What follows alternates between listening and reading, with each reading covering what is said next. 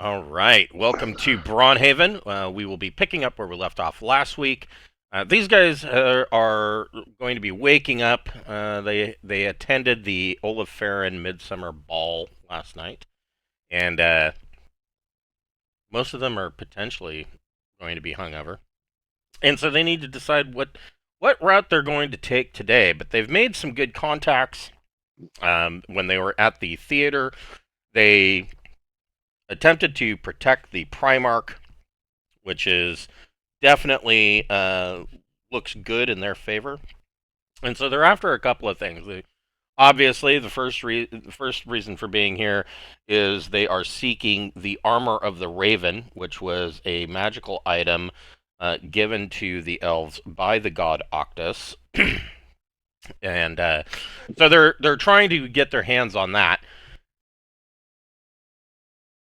And they could either seek permission to go to the location of where it is kept, which is really that's what they're supposed to do, or they could try to go on their own, um, which could be problematic unless they get a guide.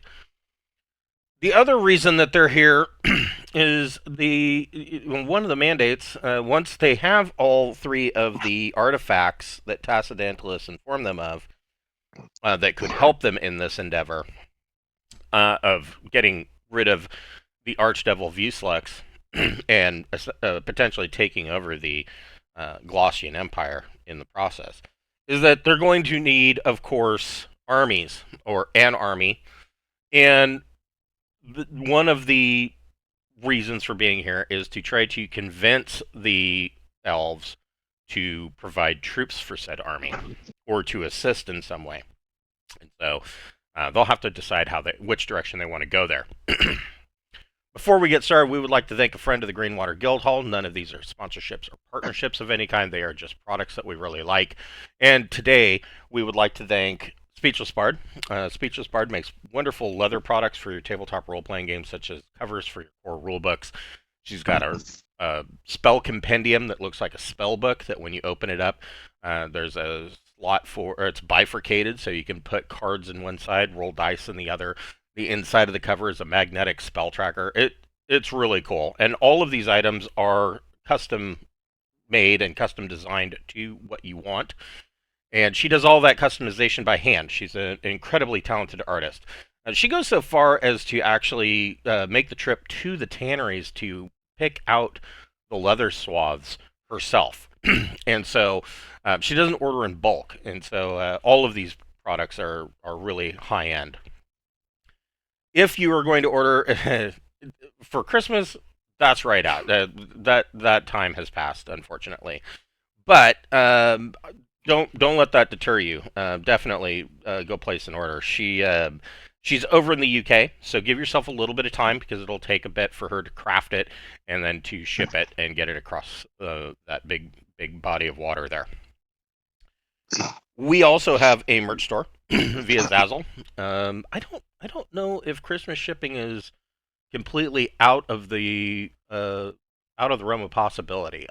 I want to say that it probably is, but I think, don't quote me on this, but I think the absolute last day would be like tomorrow, if you were going to order. So maybe as late as the 17th, but they have to. A lot of these items are kind of like print on demand, so they kind of make them as they're going to ship them. But we've got T-shirts and hoodies and buttons and beer stein and a whiskey rocks glass, all sorts of stuff. And 100% of the proceeds from that store goes back into our channel. It helps us cover things like our Incarnate Pro subscription or Roll20 Pro or even the Filmora subscription that we use to make these videos. And so if you want to help us out, helping make all those little ends meet at the end of every month, this definitely is in that direction. We appreciate anything that you do, and go get yourself a Whiskey Rocks glass. They're pretty cool. I don't think I'm. I was really hoping that I would be done with Stagina, the Land of Ice and Plunder. I don't think it's going to be done in time for Christmas, but it's going to be close. It's going to be very close. So I am on the last, I would say, 1.5 acts of the adventure in that book, and so it's coming. It's coming along real quick. But the reason I don't think I'm going to be done is because this final act is going to be like a 2-level dungeon at least, maybe 3. Um, Depends on how I feel about it. But yeah, probably a 2-level dungeon. I think 3. I don't want to do a mega dungeon, but there'll probably be a couple levels to it. So there is that, which means I gotta do the map. I've got to flush it out. I've got to, populate it. That's gonna take a little bit of time. I don't know that I'm gonna get it done in 2 weeks.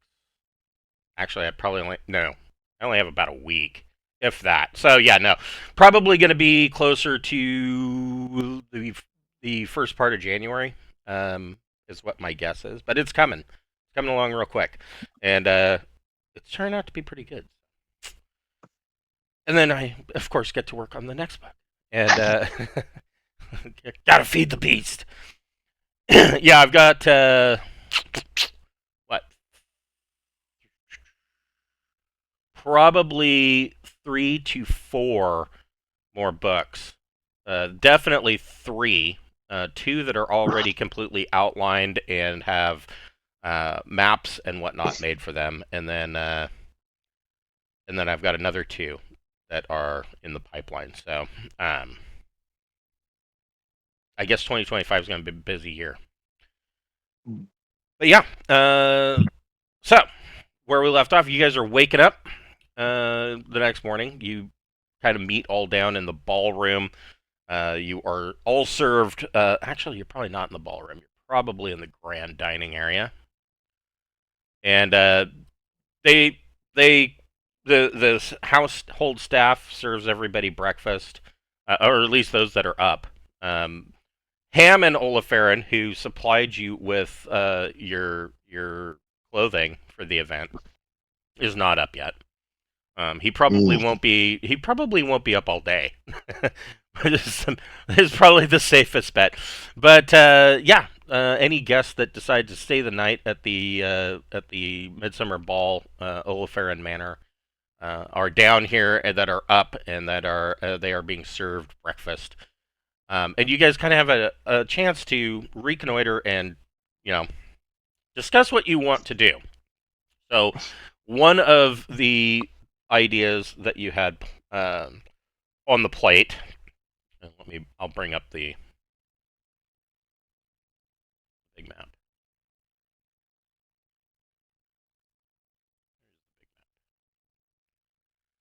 So you guys are right there in the capital city, Vueslux, and you have been told that the armor of the Raven was buried with the last elven king. So, the high elves of Vueslux don't currently have kings anymore. They are ruled by the Elder Council, with the Primarch sitting at the head.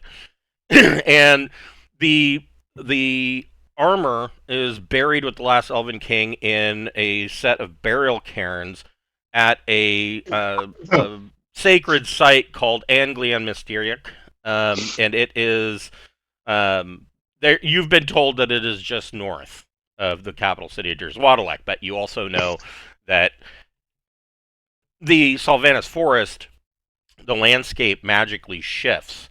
So getting there, literally a roll of the dice in this case.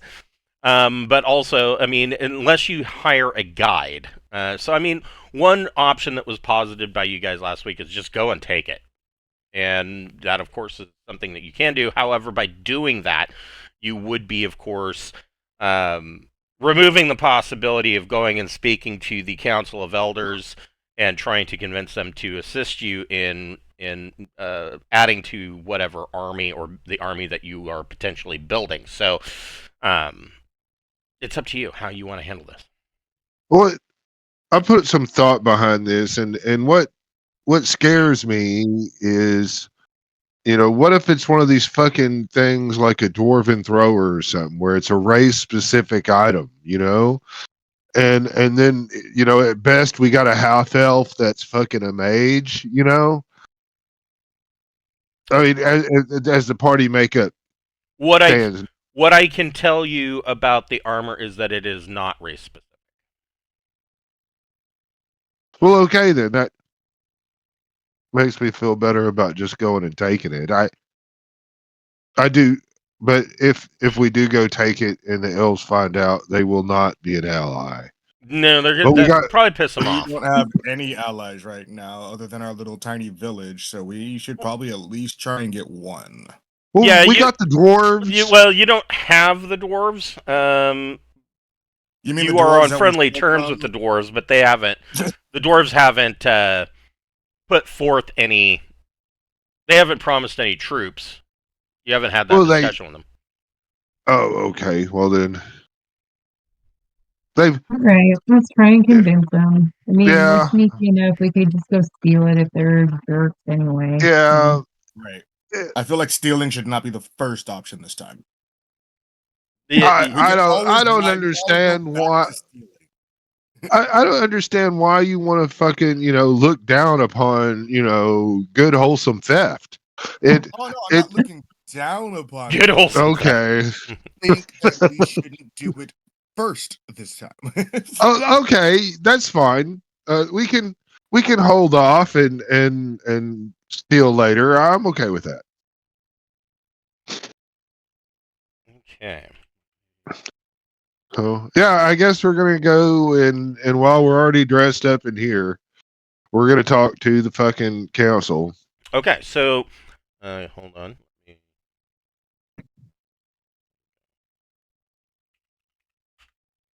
We're gonna have to tell them all the shit we did in order for them to really put credence into, you know, Hold on. Let me set. trusting us to pull it off. But we've done so much. We have done a fucking lot. Yes, you have actually.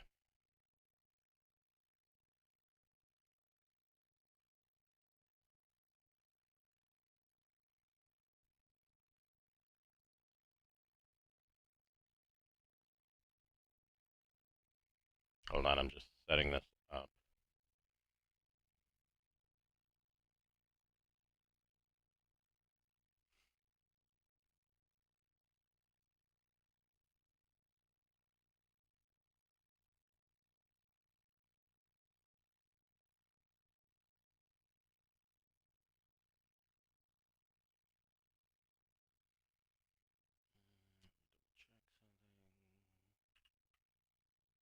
Yes. Perfect.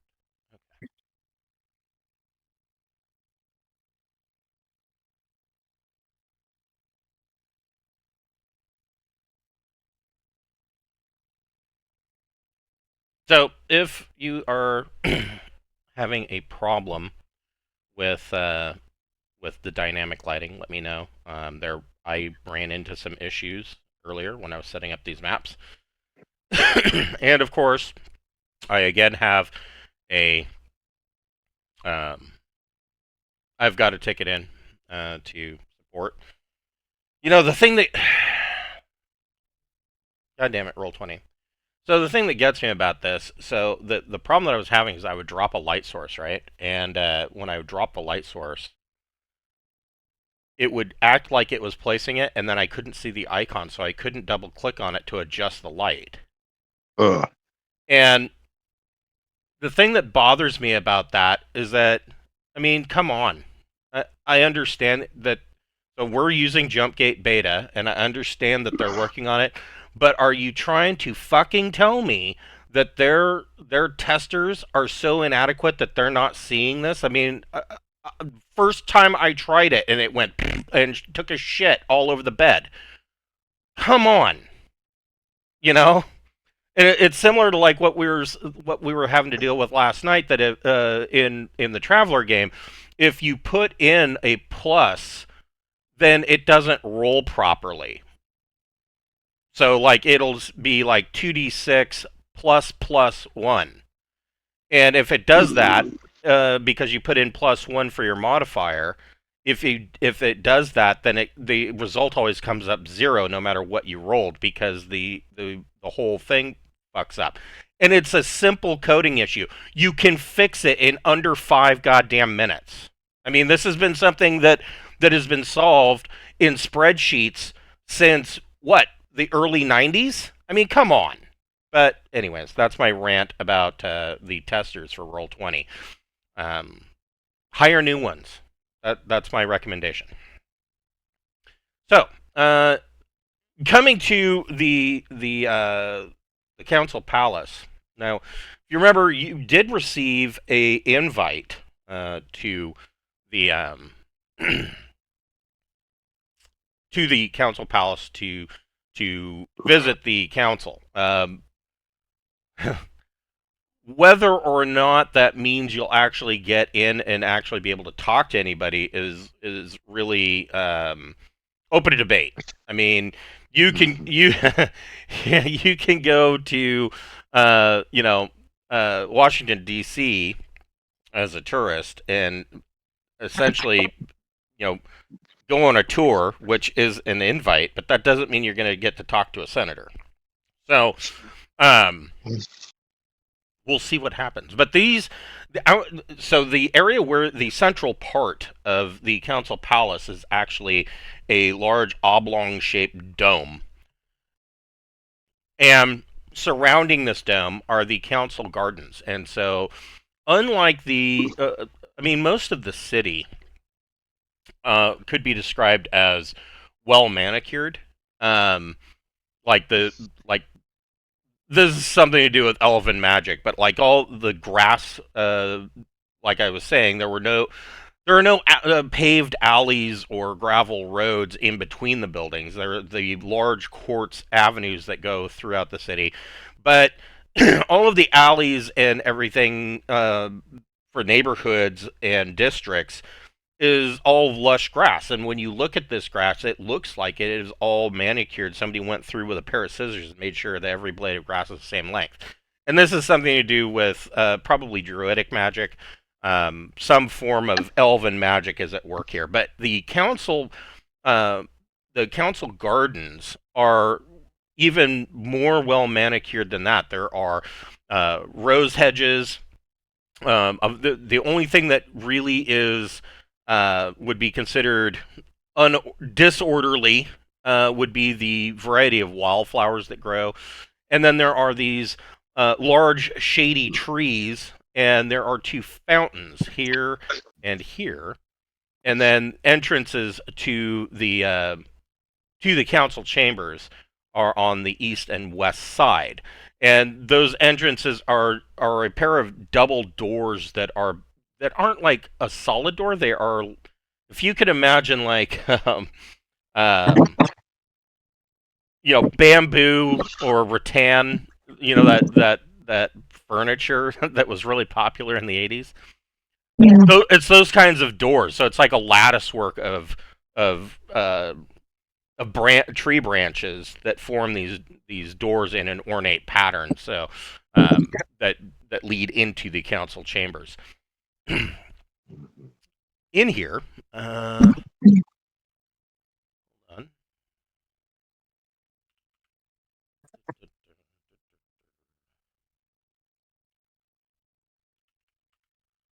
I don't know if I have a picture for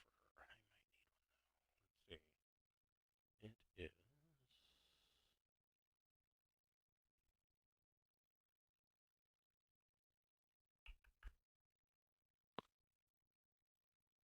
Yeah, I do. Okay. Just a moment. It's been a busy week. I wasn't quite as prepared as I thought I was.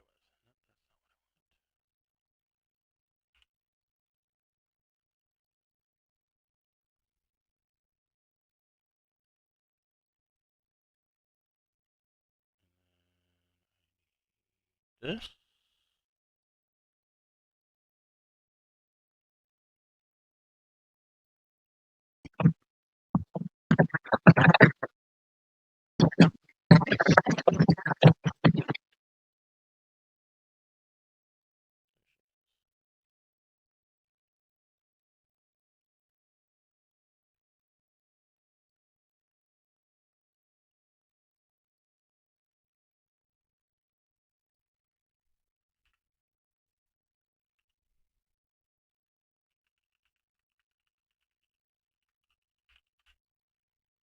go. Open. Because I'll probably need it again.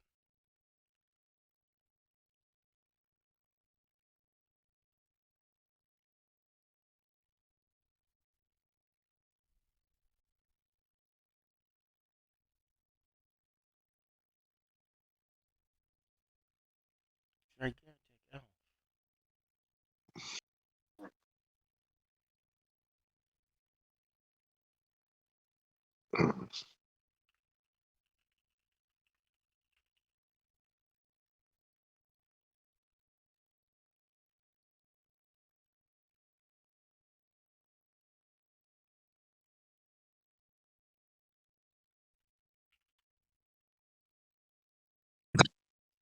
Okay, so you see, on the western side of the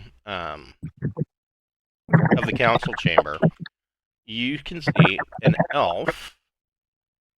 Back to where I was out here. By the fountain, and she's dressed in typical what you have found to be more or less. You can tell by the way she's dressed that she's probably of the old faith. She is a druid, and she's just kind of standing um, by the fountain, just doing elf things, being contemplative. The other thing to tell you is that throughout the garden, there is this like tinkling sound, and that is from these trees. These large shady trees are actually stone oak trees, and they have their leaves are of like they look like a uh, dark green, like a foil, and as they fall, they make a tinkling sound as they hit the ground. Stone oak is used for a number of things. Dwarves particularly like it because what happens is after you cut it down, it tends to petrify very quickly, and so a lot of times they will cut it down and they will work it and shape it as quickly as they can, and then it becomes this stone hard substance after they have worked it. So you make a table and it's as hard as granite. Are y'all wanting to holler at the druid lady, or do y'all just want to kind of go in the palace? I assure you that if we interrupt the right meeting, we'll get audience with the council members. They might not be happy about it, but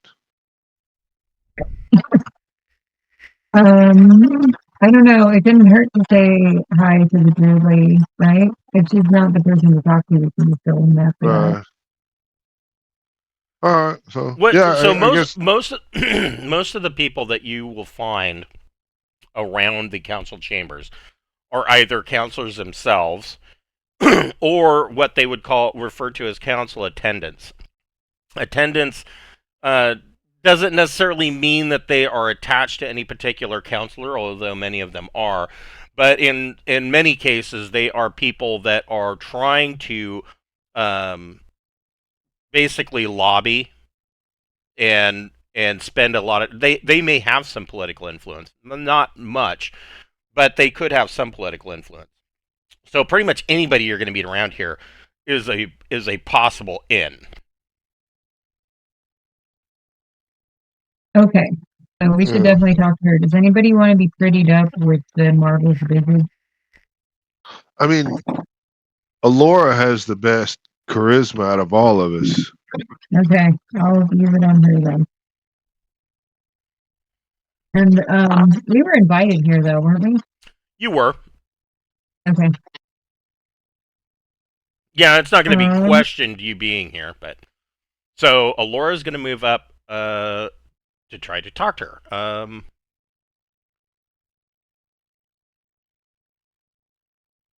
What's Laura asking her? What are you saying? I'm going to say we were invited here to speak with the council, but I don't know if there's a formal process or if we just walk in. She says. Sorry, I have to look up the web. The web I weaved. What does she know? So she is a druid of the Old Faith. Her name is Ilmadia Orikos. She so she immediately kind of comes off as bitter and seething. Oh no. Not at you though, but she lets you know that that the council is a particular thorn in her side. She, in fact, is actually a wood elf. She is not a high elf. And the reason the council is a thorn in her side is because the Council of Elders has made numerous promises about reincorporating the wood elves into Vueslux society. And, you know, big talk of mending the rift between the high elves and the wood elves. And yet, with all this talk, there has been next to no action taken moving in that direction. And she admits that she will be the first to admit that this is not uncommon among elves, even the wood elves, because they have such long lifespans that being in a hurry is not normal for them. But she's like, that's one thing, but 200 or 300 years is long even for us. That this is getting ridiculous. And she sees many of the actions that are taken by the Council of Elders to be in direct opposition to what they're saying. So they will say that they want to mend the rift and then go and do something that is directly in violation of what would mend that rift. But she welcomes you to the city. She apologizes for her demeanor, and she says, you would just go ahead and enter. But she says she wants to know what matter brings you to the Council of Elders, if you don't mind my asking.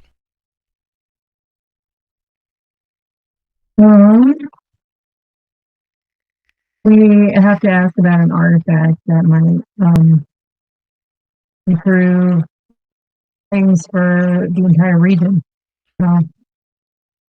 So I'm being kind of purposely vague. So I have no idea what this lady's deal is. She immediately says, "Are you referring to the armor of the Raven?" Yeah, we are. Right? Pretty sure. So she That's says, it.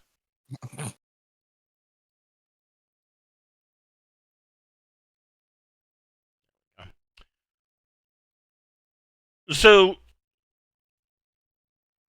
she says that she kind of, for but a split second, you can see the look on her face. She kind of scrunches up her face like in disgust, and then she kind of relaxes again. And she says that she is she's not sure how the Council of Elders will react to that. But she opposes anybody taking the armor of the Raven from the burial cairns. She does not believe that the burial cairns should be entered at all. They are a sacred space for the elves, and she opposes that action. All right, now we know what the least popular person thinks. Oh, yeah. I'm not going to say that out loud, but I'm thinking it. Every character can make a wisdom ability check.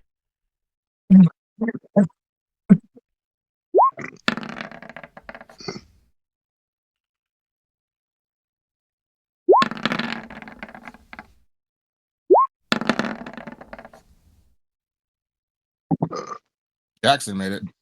Borman got it. Okay. Malachi did not. Oh, I don't do that. So Borman got it. Malachi didn't. Jackson got it. What about? Mavis and Aurora did, and Peppermint did not. Okay. So.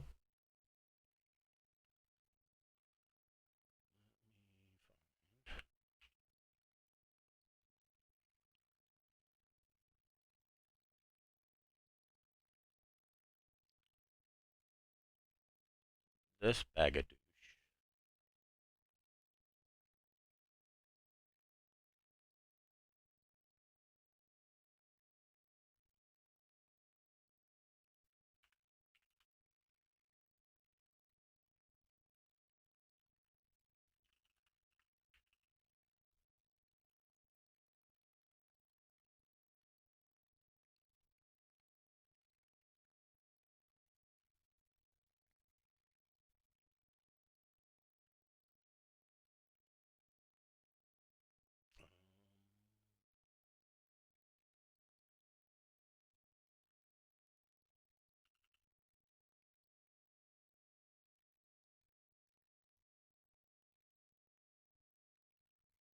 So Laura Mavis, Borman, and Jackson. You note that there is this guy up here and you spot him in the tree.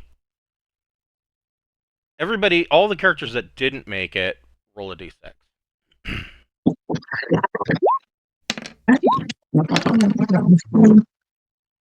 Three. Borman got. Malachi got a 6. So Yeah. any character that, any of the characters that just rolled did any of you get a 1 No. or a 2? Gentry got it too. Okay. And what about Peppermint? Now got 3. Okay.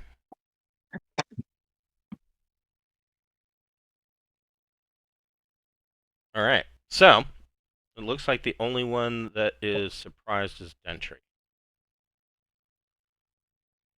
And the dude in the tree is surprised that you saw him. And so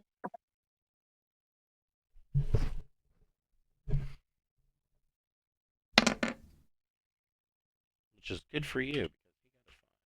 Everybody roll initiative. Dang. We getting attacked in the court, huh? Yes. 6, 4.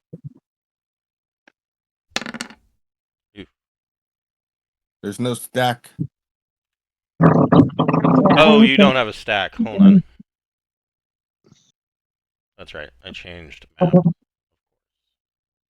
You just don't want us to fight. I get it.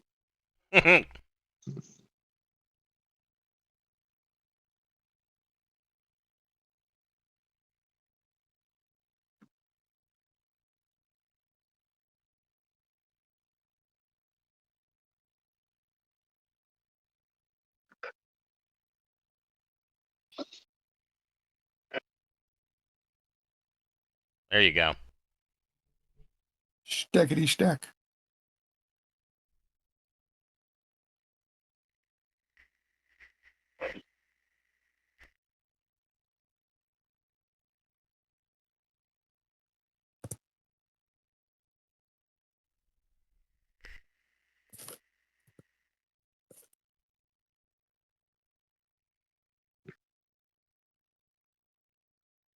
Peppermint and Mira. I keep trying. Okay, there we go. There you go. All right, so Borman, you see this guy up in the tree, and you are not surprised. What do you want to do? Well, I mean, Well, does and I guess the question is, are you shouting out to everybody else that there's a guy in the tree? And you see, what is he armed with? Oh, the guy has a spear. Like he's getting ready to throw it. oh, he's poised to throw it? Yes. I'm going to shoot him with my bow. Okay. Everybody will figure out he's there from that. That's true. Yeah.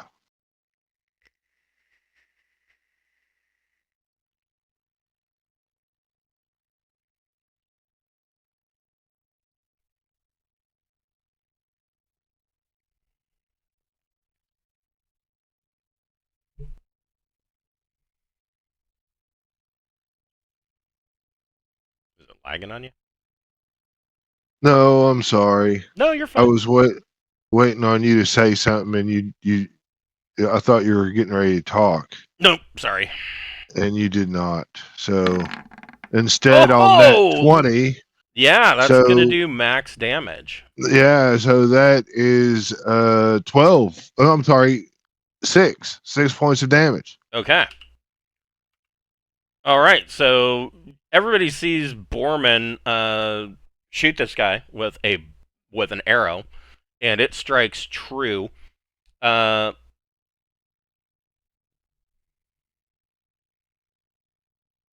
Laura, what would you like to do?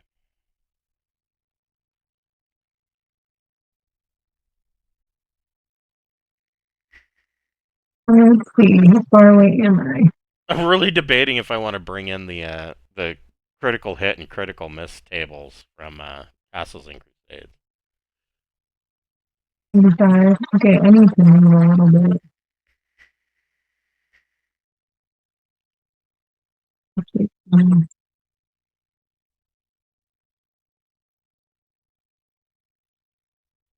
Okay. I think I can throw the dagger from here. Yeah, you should be able to. Yeah, the grid is turned on, so you should be able to measure. Maybe? Yeah, that's right around 30 feet. Okay. Does a 14 hit? It does. God, you guys Okay, better cool. fuck this guy up before he gets a chance to do anything. Oh. Oh, really? Been sneakier.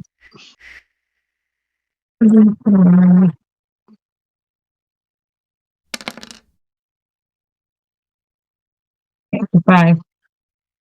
Okay. Let's see.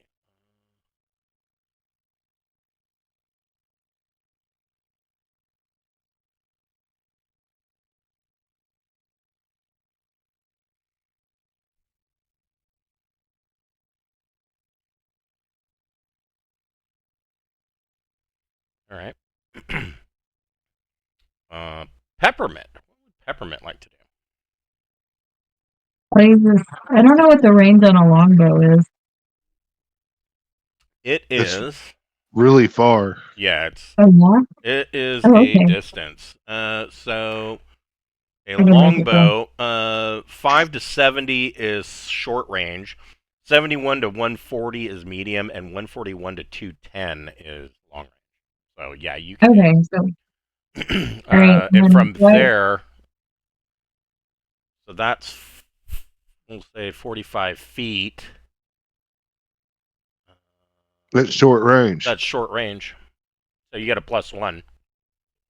and it's a +1 bow. Do I add my strength modifier too? No. I don't. Yeah, for you it would be plus your dex modifier. Yeah. Okay. Alright, so one more. Okay. Let's see. That is a hit. Okay. Yeah, this guy's gonna look like a porcupine by the time you're done. Shouldn't have fucked with that. My buddy.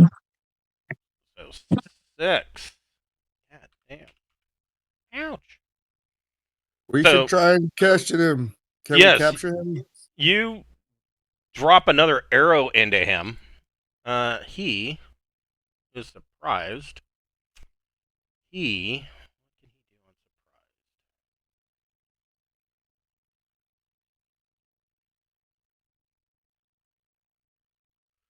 Can't do nothing.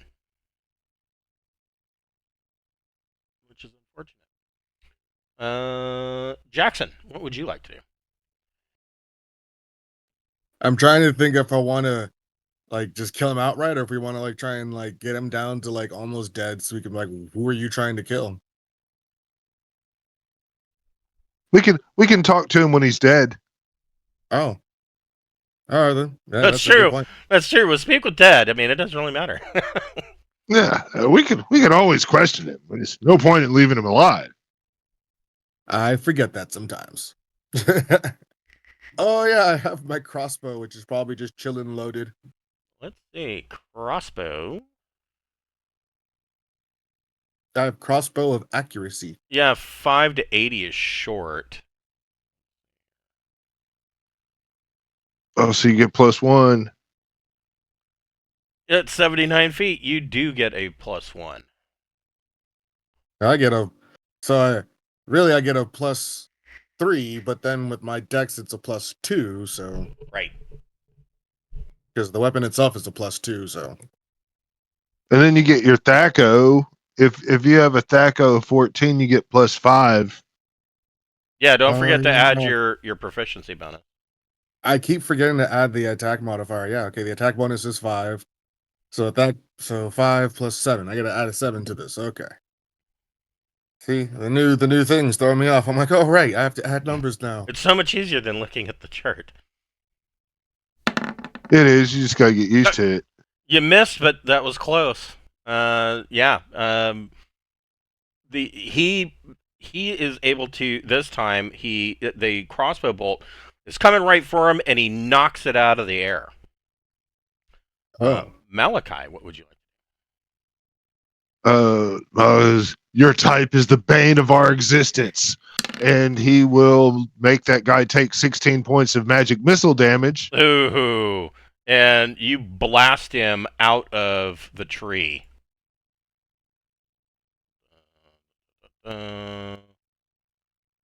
First level magic users. Spell. There it is.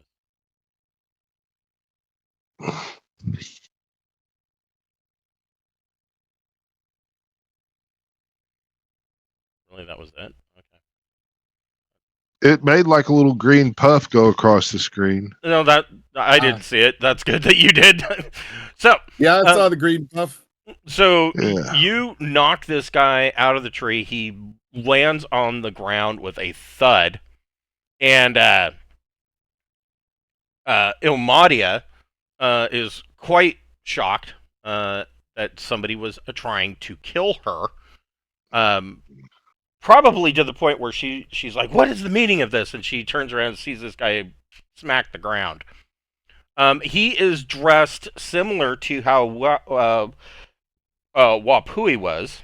He's dressed in, simple loose-fitting robes with a simple sash-like belt, and he had a spear, and that's all that's on him. That's definitely an assassin. Nothing but the weapon. Yeah. I am going to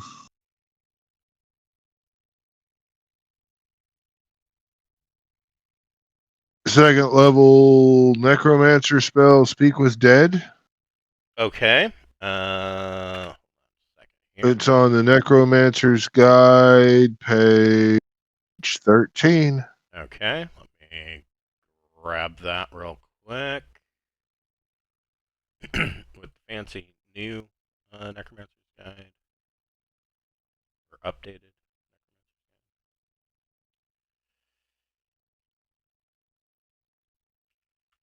Okay. I get to ask it 3 questions, and it must answer brief but truthfully. Okay. Mhm. What's your first question? Like, over here's the dead body, right? Yeah. Yeah. My first question is, why were you trying to kill the druid lady? Okay. So, he was, she was simply in his way, and he needed to eliminate her in order to enter the council chambers undetected. Who's his real target? Yeah. Why do you want to go in the council chambers?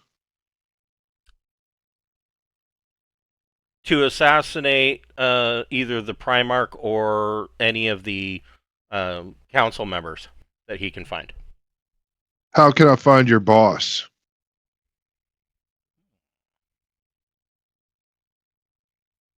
He says that his boss is already dead. Well, I hope you were tormented for eternity. And the corpse just kind of goes back to being dead. Uh, Oh I wow. think Well, yeah, I think everybody hears it. Yes. It's the spirit voice echoing from beyond the grave. It doesn't say it's like you. So I think everybody heard the exchange. the people inside the Somebody that- chamber are going to be really interested in hearing Yeah. about that. Yeah, Yeah, you would think. We should let them know the Primarch's in danger and the assassins. yeah. Especially So because the person who ordered the hit is still like dead, and they're still going on with the hit. yeah. Yeah, I don't know when this is going to end. So Ilmadia is quite distraught at this. She tells you that she says, I mean, if any of the any of the council members, I mean, the Primarch, if he were killed, it would even further delay any government processes, because the Council of Elders would then have to meet to appoint a new Primarch, and usually that's going to be somebody who's already on the council, which would then mean that they would have to enter even further debate in order to replace a council member for that position. So she says, you know, the death of any of these council members would kind of throw a monkey wrench into the politics of the city. Well, then I think we should all head inside. Okay. I think we should, and when we get in there, you should cast haste on them so that they get shit done faster. Let me kind of group. We're gonna bring the dead body with us. Okay. That's And Ilmadia will follow you in as well. Go. Good for now. It's probably bad form to animate the corpse and just have it walk with us. Right. Yeah. People and their standards. It's terrible.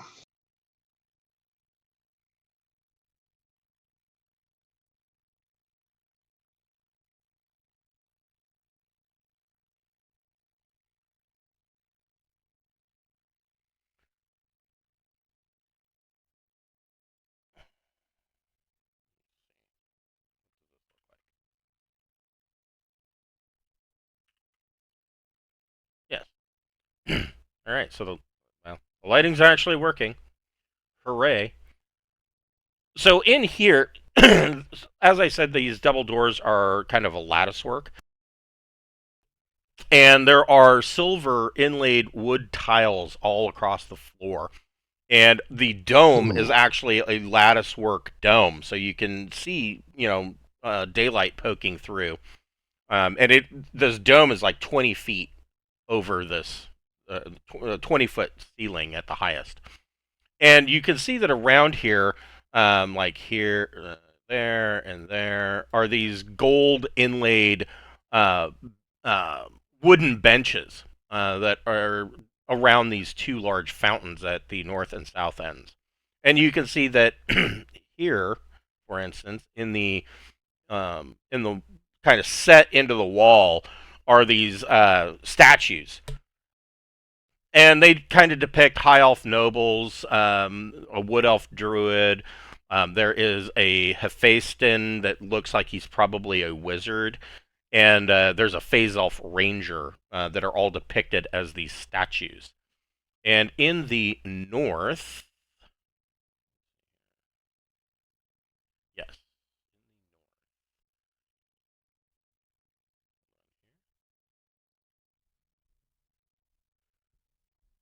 God, my allergies are killing me today. My eyes itch.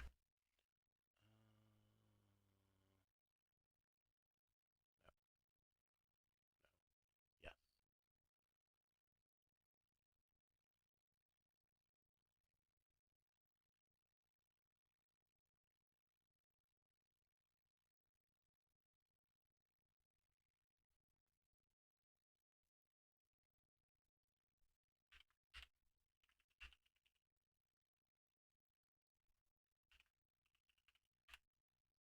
There we go. Sitting in the north, you see that there is a half-elf.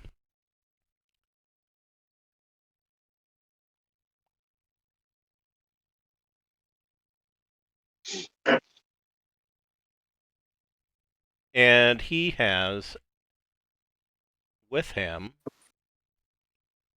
or on him, rather, uh, you see that he has a lute, and he's just kind of sitting on this bench, kind of plucking a tune, um, completely oblivious. And Ilmadia tells you that that is Ulfinos.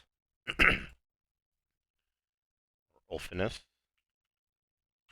And he is another one of the council attendants. She tells you that he's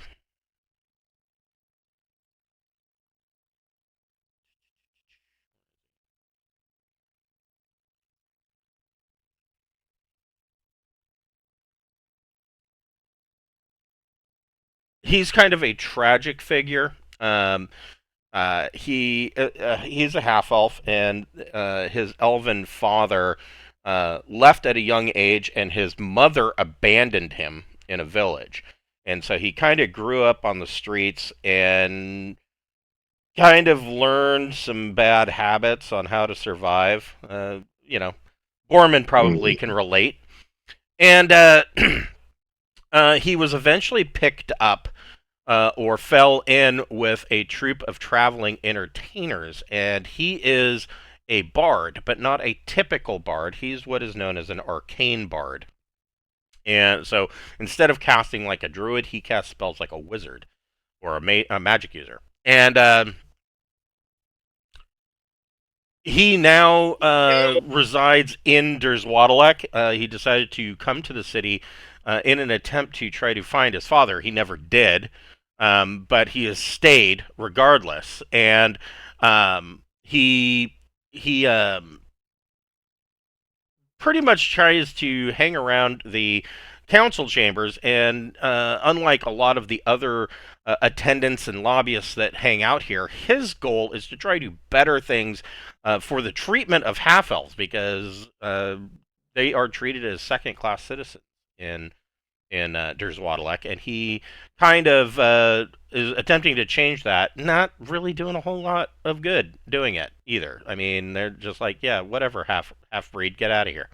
And so, but he tries.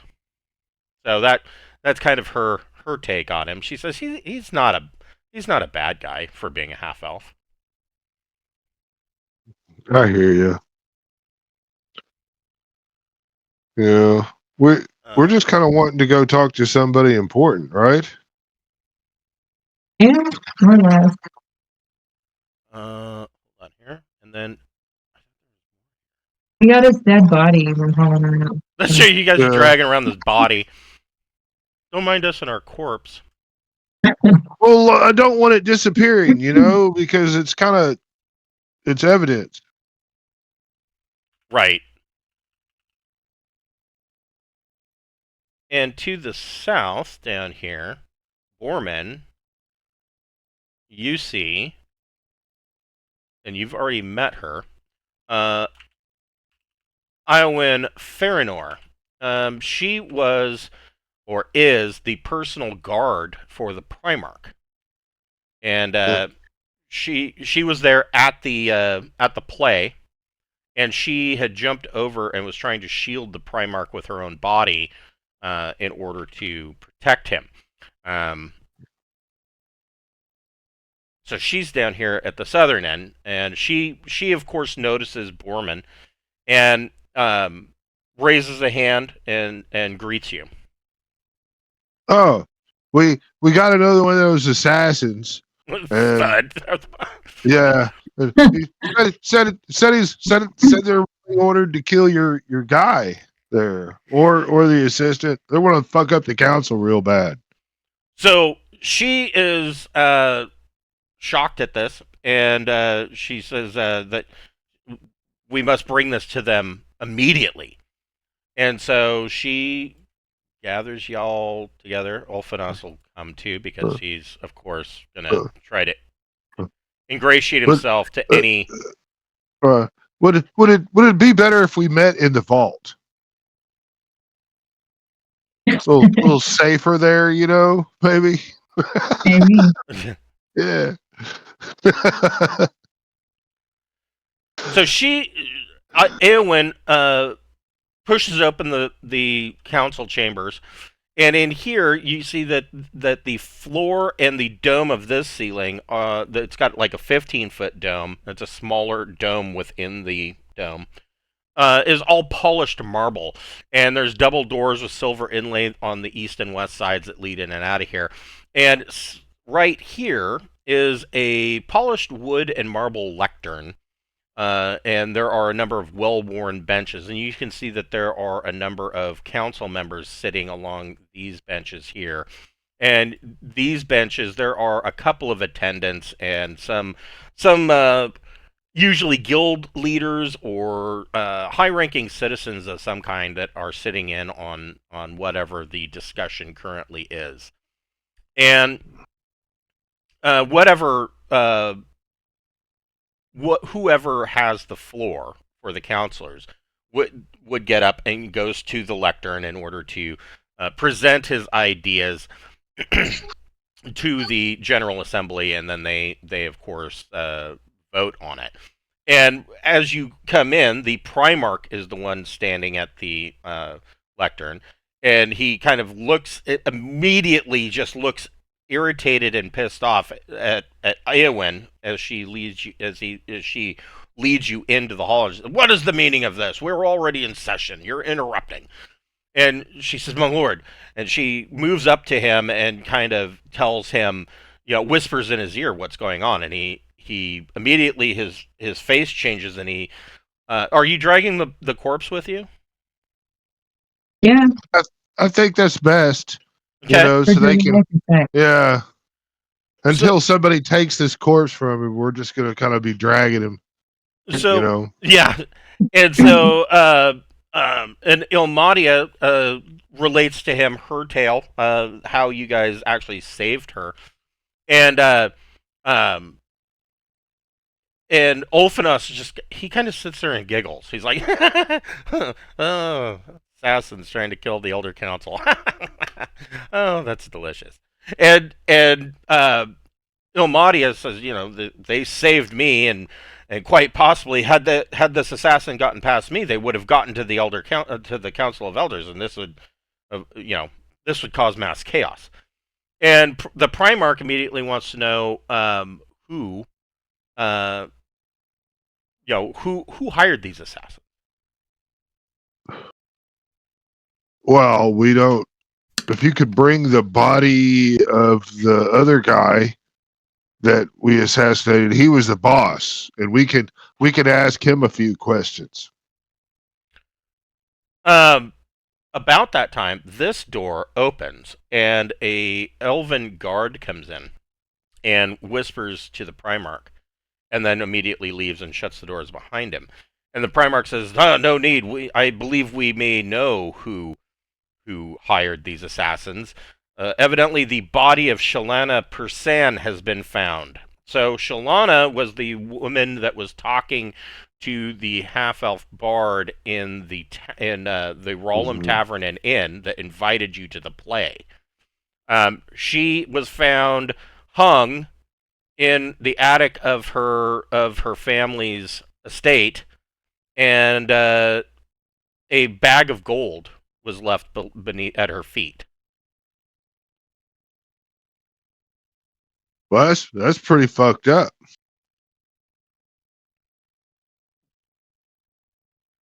The person who invited how- us or got us the invite is now dead. Correct. Yeah. Well, what I don't get is how does that tell you who hired him? Because he got hung. Well, That's not evidence. this wouldn't That's be just this wouldn't be random violence if they left a bag of gold. Wouldn't they take the gold with them? well But it could depends on still the be underneath. significance of the. Yeah, I mean, there's there's a lot of assumptions that you're making considering it's your life. I'm just saying. I think you'd have a more measured posture about the thing. One of the other counselors speaks up and says, well, I mean, the first rule of assassination is to assassinate the assassins, and if you're going to be the only one left, you must assassinate the person that hired you. It's the only You got way a to lot get of away clean. You got a lot of experience with assassins and stuff. No, we don't. So. Yeah, we don't. We're honest, hardworking adventurers. So the Primarch, he says, well, the matter seems to have been cleared up at this point, and he says, please, you've come all this way. What do you wish to bring before the council? We need to tell them about Accidentalist and the Yeah, and the Glossian current state of affairs in the empire as a whole. Okay. You know, right? And what Tassadanalis told us that we needed to get in order to defeat Dude Man, the big bad boss. We really don't want to go murder hobo about things, but you know, we do like to farm experience like everybody else. So,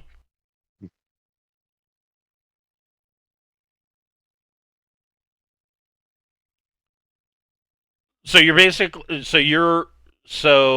telling him what Tassadanalis told you, that you're seeking the armor of the Raven, and I assume that by telling him about the current state of affairs with the Glossian Empire, you're trying to convince them to take up arms with you. Oh yeah, we're trying to install Alora as the new queen of the Glossian Empire, so an era of prosperity and peace can grace the land. Dogs and cats will get along together. It'll be great. Okay. We've already we've already friends with the Dwarven guys, you know, over in the Stratton home.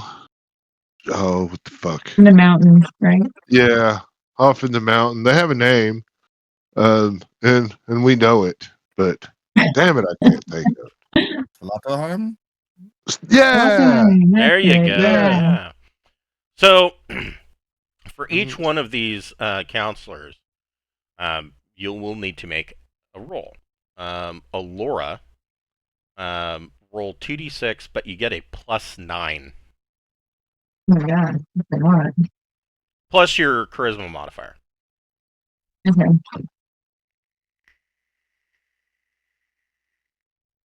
I don't see how you could fail on that. Yeah, I'm not sure that I could. TV6 plus 9. like Okay. yeah. I don't think she can help it. Yeah. Okay, so Wow. the Primarch considers this, and he kind of puts this up for a vote. He votes that the High Elves of Jerswadalek, he votes that they grant permission to you to seek to go and retrieve the armor.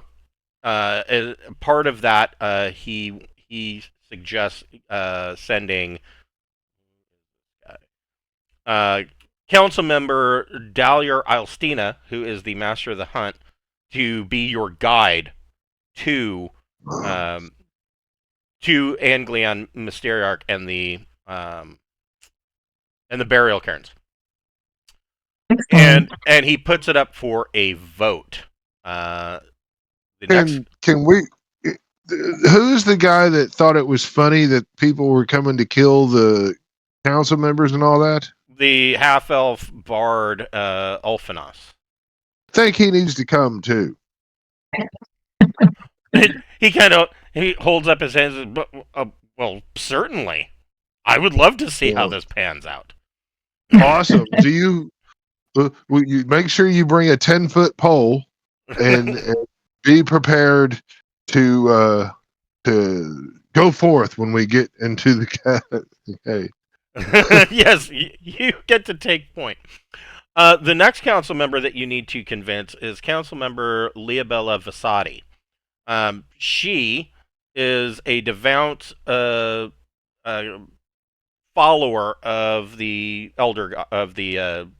Council of Elder Gods, the New Faith. She doesn't really eschew the old faith, but she is devout in her belief in the New Faith, and she is a firm believer in the idea that the elven people do need assistance from other races. So, whoever is going to try to convince her, hold on.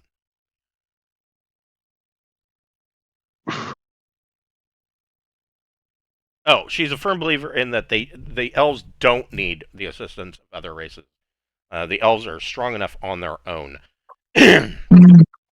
So every fallen race ever. Right. She refers to anybody who is not a high elf. This really includes wood elves as the lesser races. And she openly says that she sees no real gain in this course of action, and she even suggests that should Vueslux finally come to odds with the high elves of Vueslux, perhaps we could come to some sort of mutually beneficial agreement with him.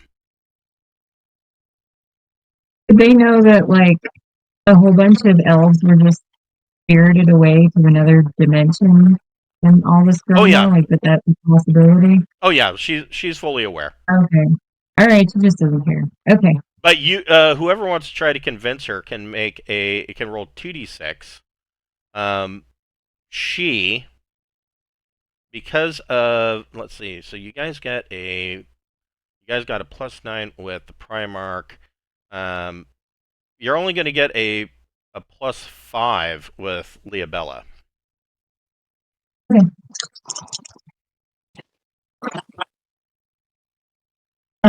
14. Okay. So, she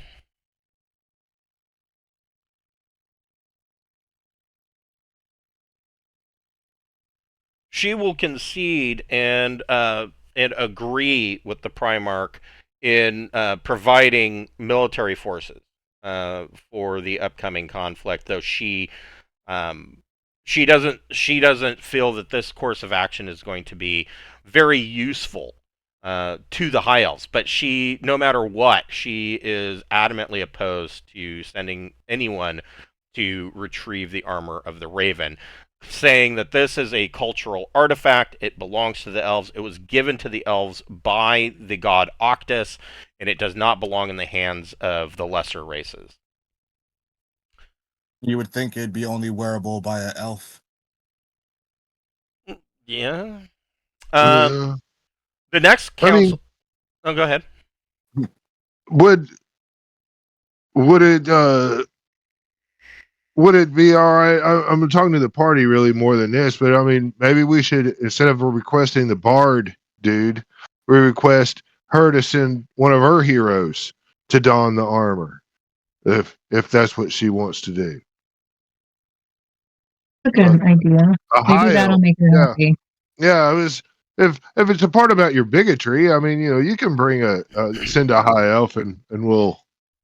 That's a pretty easy fix. Yeah. And then there you go. Glory of the battle. They can have the glory of the high elves. She she kind of smiles at this and immediately goes over to one of the other council members and starts to talk to her, whisper in her ear. The next council member to convince is Amon Renharis. And looking at this guy, you get the impression. Well, first of all, he in some ways he reminds you of Borman, but in an elf form, and he kind of looks like a rat that's wearing an elf skin. Um, Oh, his smile immediately lets anybody know that he's scheming, and he tends to like stare at people with his teeth. and what's he thinking though? So, oh, you want to use the hat? Yeah, gotta use it there. You said when he's smiling and he looks like he's scheming. That right there is right at the perfect time to go. Well, what the fuck is that dude thinking? So, his thoughts come to you as a jumble of conflicting thoughts. He's going over the situation in his head. He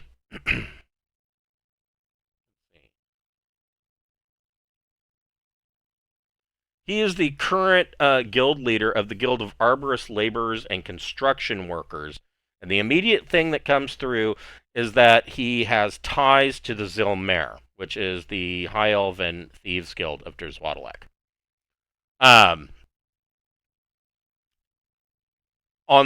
His immediate first thought is that he has an immediate disdain for allowing you guys to enter the burial cairns to retrieve the armor. But then he suddenly changes his mind because he knows that the Zilmer will have other plans, meaning likely that they'll find some reason to want to take it from you once it's out.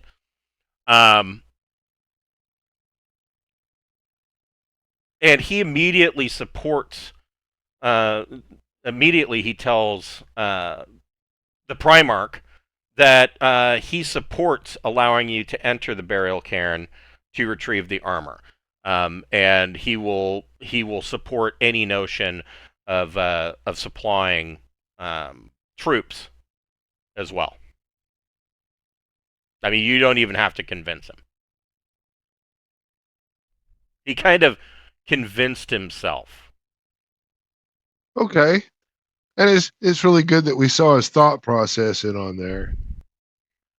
Yeah, I mean, immediately Malachi would know that essentially this guy is going to run to the Thieves Guild, and they're going to want to try to accost you to take the armor as soon as that's feasible. Mm-hmm.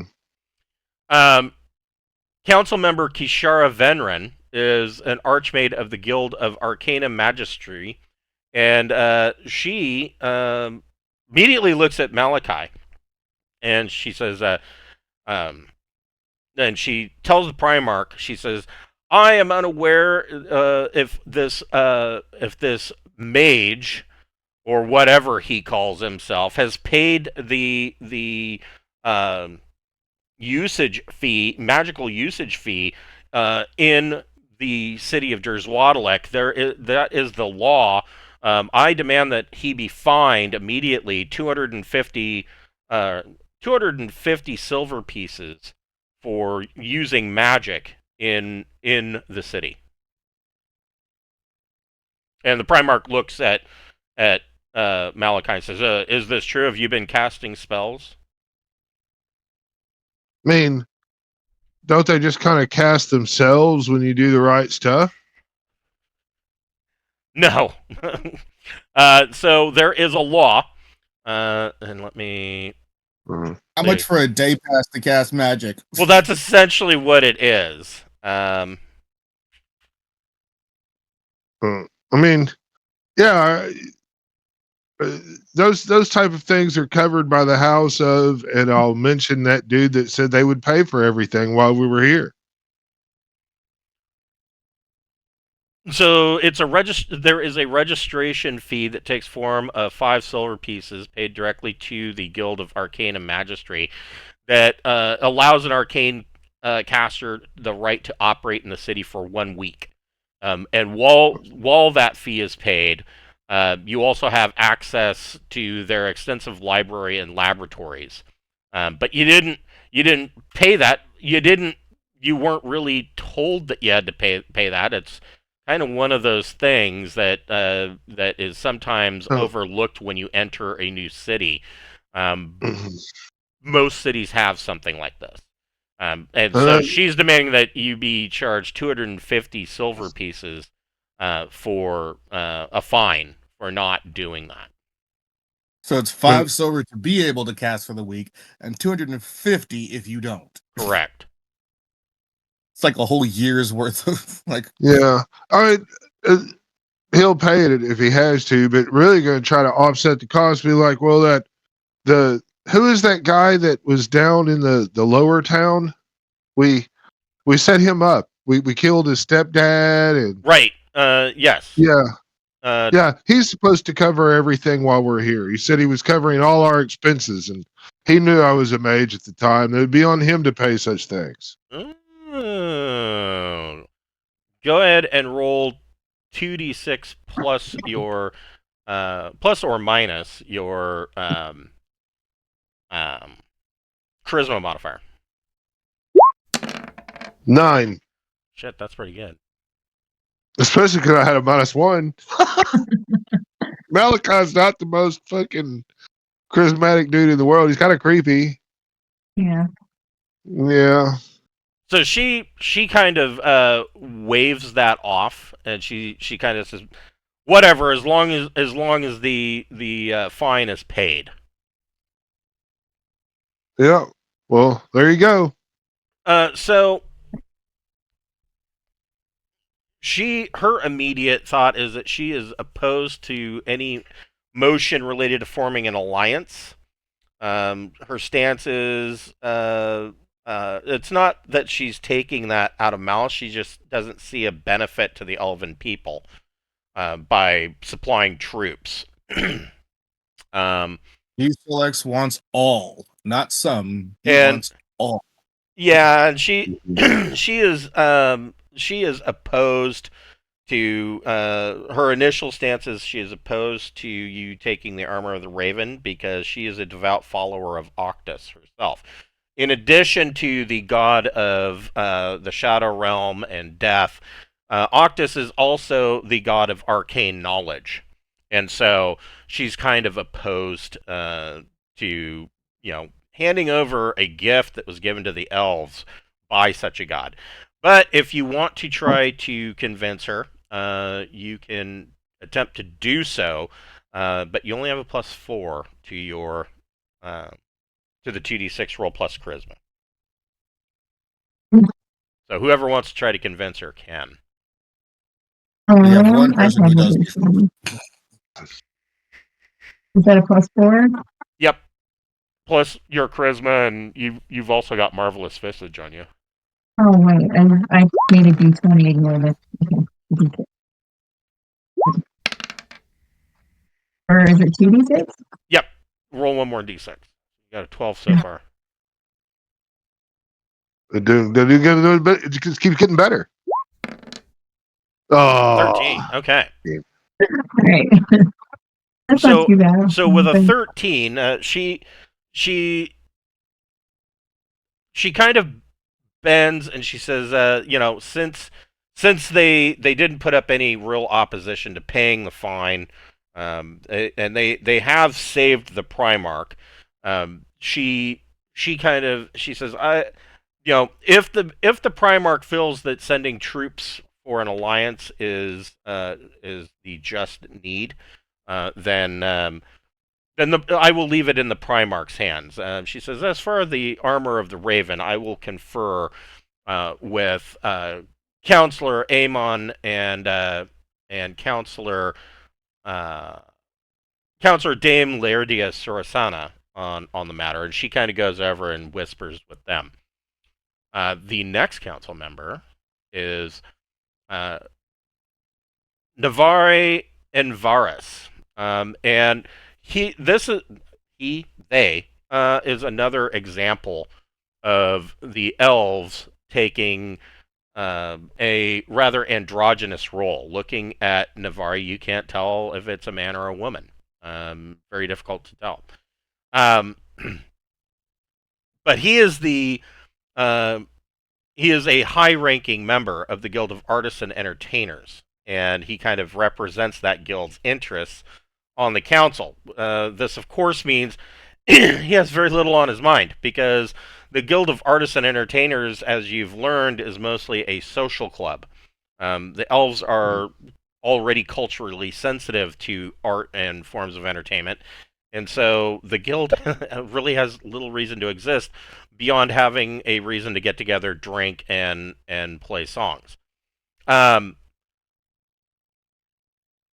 He really tends to not have any strong feelings on the matter one way or the other. So if you want to try to convince him, I mean, he shows a genuine lack of interest in anything. So you can make that roll with a +9. Oh, geez.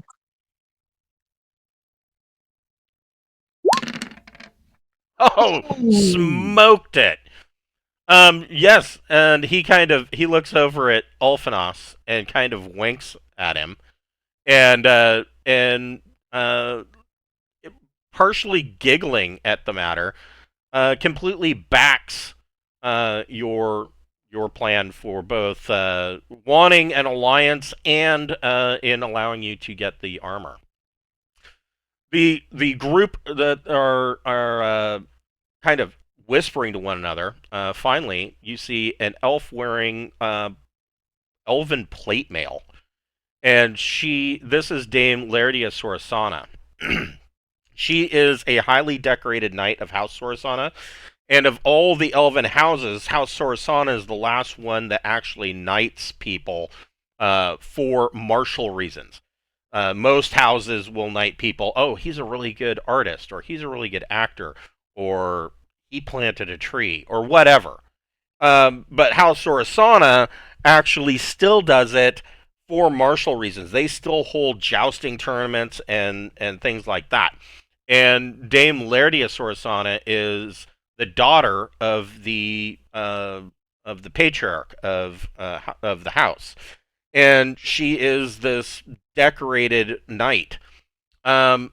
She is amenable to the idea of forming an alliance, and she has the forethought to see that Vueslux will present a very real problem to the elves. And she basically says, to the rest of the council, she says that it's obvious that once Vueslux is done with the Glossian region, or the Glossian Empire, that they will move to us next, or the dwarves, and then to us. But sooner or later, this problem is going to come to us. And Vueslux' nature of being an archdevil he'll likely try to just burn the forest to the ground in order to get to us. So she believes that it is healthy for the Braunhaven region to actually have the elves join in this fight. However, she is strongly opposed to you guys taking the armor of the Raven. The armor represents the monarchy that her house adamantly opposes. So even though Sorasana is the last house that knights elves on a martial basis, they strongly opposed the continuation of the monarchy and were basically instrumental in creating the Council of Elders. And she doesn't feel that having a sign, because this armor was worn by the kings, she doesn't feel that having that brought back really serves the elven people in a very good way. And she also feels that it would draw too much of attention of a god that was responsible for the third schism of the elves to begin with. That armor was from Octus, and that was the reason why the Wood Elves left from Derswadalek in the first place. Really left up to her, if we were going to, she says, if we were going to enter the burial cairns, I would choose to go to retrieve the armor in and find a way to destroy it and sever our ties to the god Octus completely. So, if you want to convince her, you can make that. You can make a roll 2d6 plus your charisma, and you only get a +2. 2 smoked it. Okay. So she says, but if on the topic of the armor, if this is going to assist in the destruction or removal of Vueslux, I leave it in the hands of the Primarch. Of course, there is the last council member is Dalior Ilstina. He is the master of the hunt. You guys kind of helped him out a little bit. Whether he really wants to admit it or not, he is still of the opinion that the murders in Southbridge were taking place and were caused by some wild fey animal, and not the Huapagoi that you put down.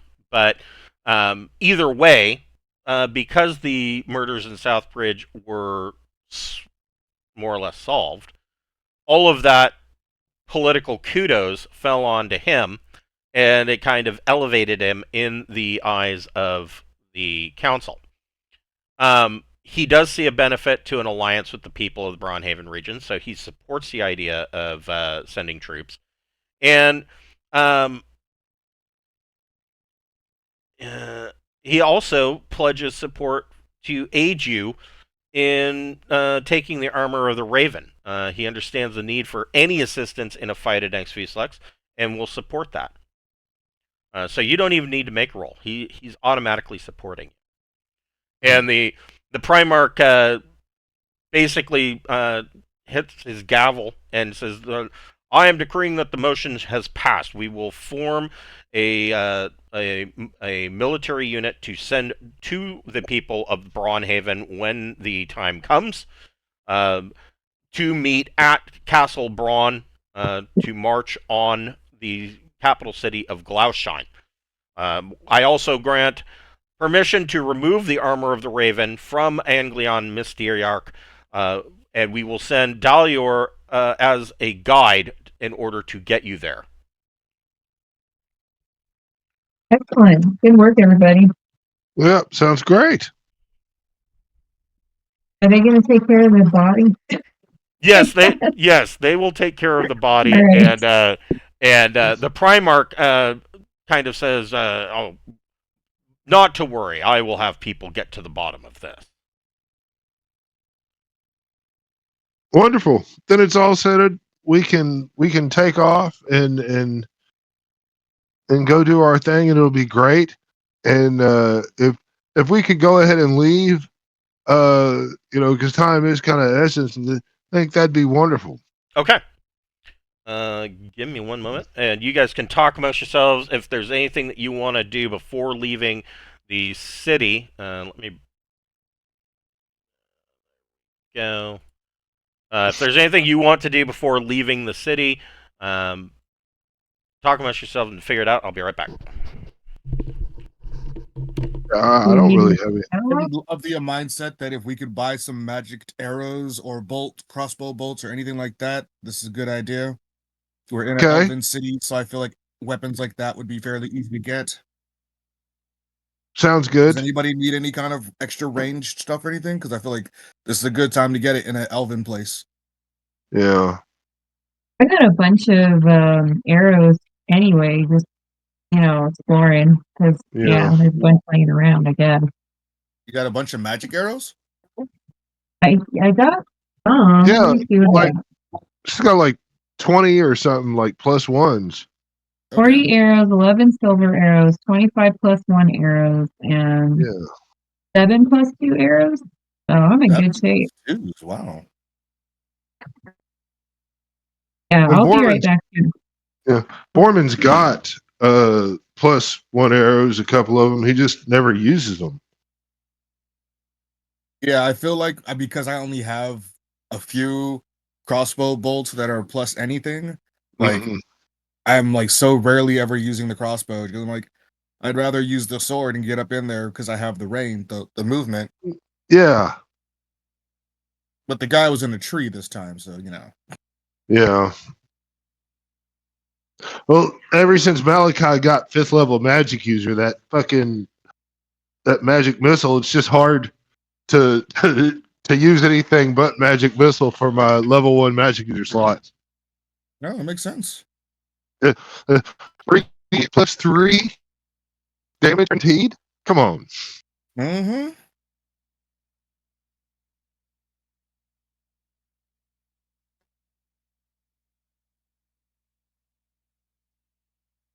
The only reason I really keep the crossbow itself is because it has the whole like I can hit at long range as well.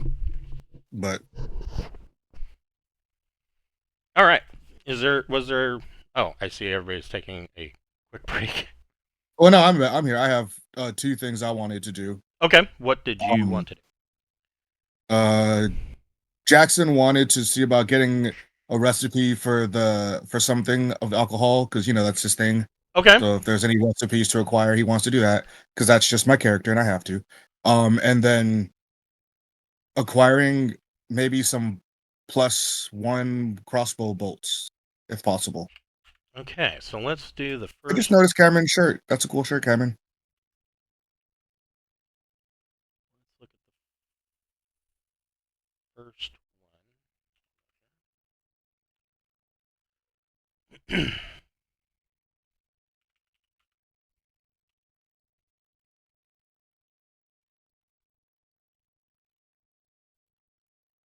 We have plenty of arrows, but not so much in the way of crossbow bolts. So Right.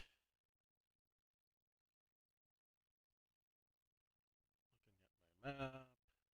There.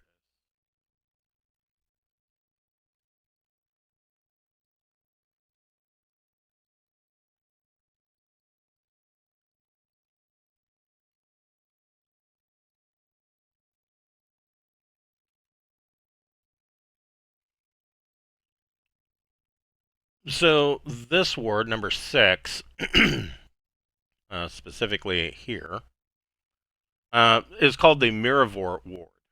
In common or hand elm, that translates as the wine ward. There are some of the finest wineries in the entire continent. The continent of Zandamar are found right here. um, and so the most popular and probably most expensive winery would be Savelle Winery, operated by the Savelle family. They've operated the winery for nearly 600 years. And this was the wine that was originally chosen by the old kings of Derswadelek. And nice. was the and to this day is the only wine that is served in the palace. Um, the quality of the wine, that quality is still present in the wine today, and is basically any socialite that's throwing a ball or any kind of function, they serve Savelle wine, because if you serve something less, then you immediately are docked social credit points. They operate a small inn and tasting room, and they serve high quality food. If you're going to order food or wine, you can expect a 50% price increase over standard list price. And so yeah, if you want to try to convince them to let you purchase a recipe, you can roll 2d6 plus or minus your charisma. I don't see this going well because it is the whole like royal one, but we'll try. 2d6 minus 1. Well, Holy shit!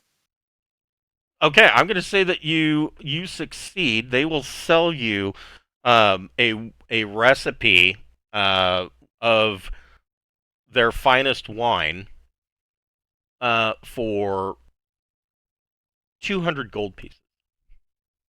200 gold. Seeing as it's like the only thing that I ever actually spend gold on, sure. Okay. And you can just put this down, and I'll type out the spelling of their name.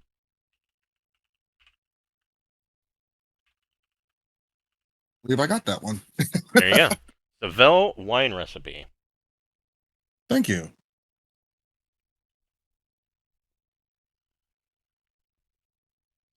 This is all for when we have our kingdom, you guys. This will all come back and we'll have some of the best alcohol recipes in the world. And then you wanted to see about purchasing some +1 bolts. Yes. So,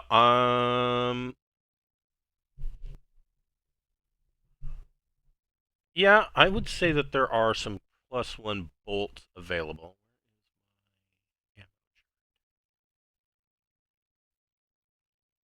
Can you hear me? Yes, can. Oh, I hit the mute button and the shit got stuck on mute. I was like, oh no. But all right. They will sell you a case of 30 crossbow bolts +1 for 200 gold. That's not a Alrighty. bad deal, man. Okay. All right. That would have to come out of. I realize we haven't been doing like individual gold. All gold's been going to the thing. So I just realized I don't actually have any much more individual gold after that. Can I take it out of the fort? Yeah. Fuck Thank yeah. Can it I have no can it problem make with a it. withdrawal from the guild bank? Yeah, that's what I meant. Okay, so 30 Yeah. plus 1. Awesome.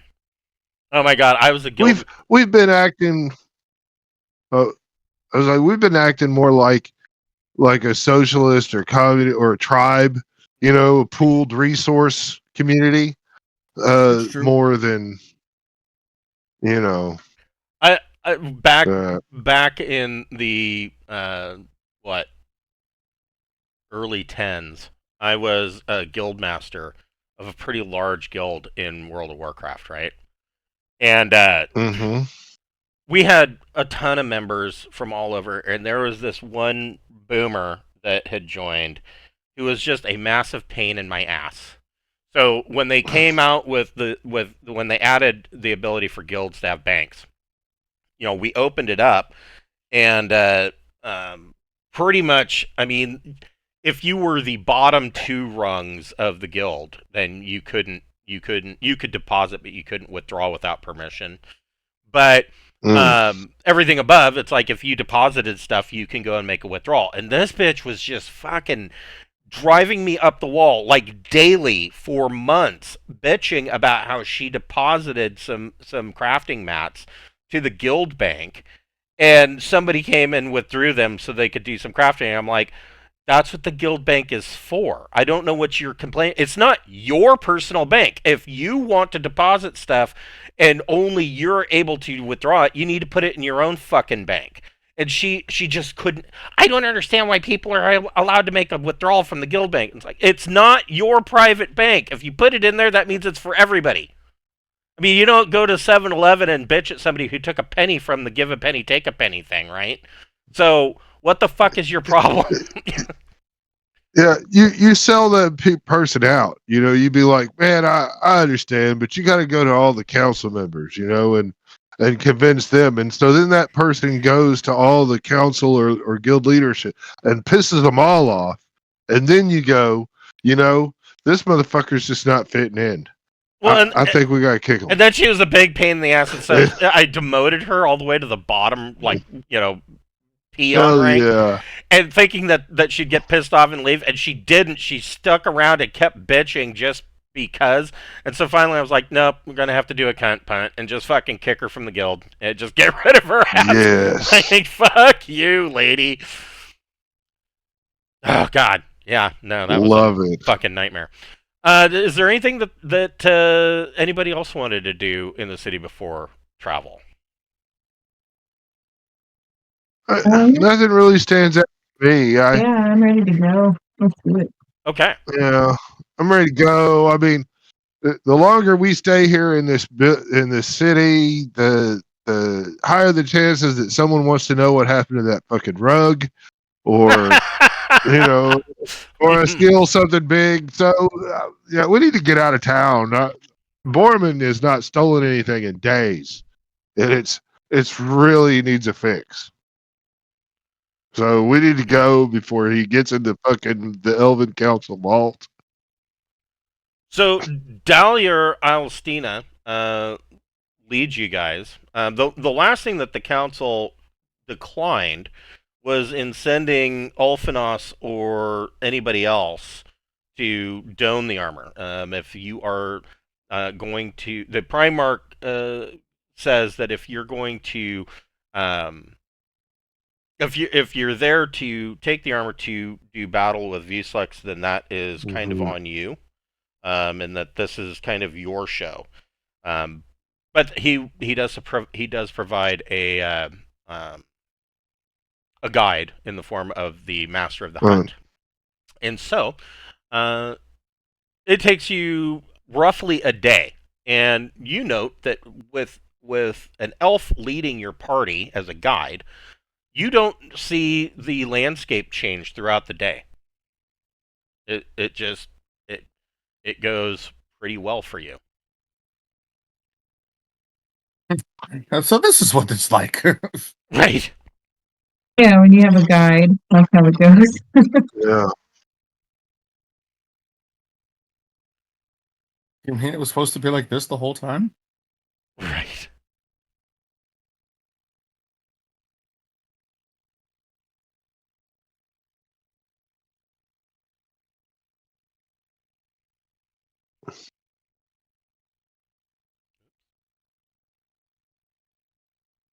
Like, Should have got another cloak of invisibility or something. before we like roll up on the location and everything, that other thieves guild, I mean, they're going to try to jump us and take our shit. Or maybe we should lie in wait and take care of them before we go in the actual crypt. But they're gonna not jump us until after we come out because they're wanting to get the thing from us. Right. Yeah. So if we kind of Let's just if we make hide sure our we tracks rest or something before we come out. That's the best thing I can think of to do. Or okay. did you have another idea? I'm sorry. Because even if they're here, they're not Yeah. gonna actually get close enough to attack us until we have the thing. Yeah. I think we memorize an area like maybe over here where we started, like this arch, really kind of get on it, and then what we'll do is we'll let a sneak party walk through the mirror here and sneak over towards the entrance to ambush the ambushers. We only got to leave one person behind to watch the mirror. I'm not sure. Not sure who I'd want to leave behind. I don't. Or I mean, we can leave the mirror there and come out and kill everybody, and then just go back in and get the mirror. Hmm. I'm just saying we're going to get ambushed, and we can take it. We can wait till the ambushes and deal with it, You know or what? we can try and Maybe instead of doing that, what we could do is instead of exiting the tomb and walking back, we could scry somewhere and drop off our shit, or have just one person who has like an we could invisibility drop ring all of our walk stuff back with back the at mirror. the keep. We could drop everything back at the keep and come out with just our clothes. I'm like, I can't believe we got robbed on our way out. yeah. Someone's appeared though. We have to see if we're surprised. Probably, right? We've got yeah. Oh shit! Well, it looks like it's a foot anyway, and we're just gonna We were just do talking our about thing. these guys. Yeah, All of our planning, and they're like, about that. yeah, and he's setting up the fight that we're we're there, so we're in it. I guess we're gonna roll initiative, right? Yes, roll initiative first.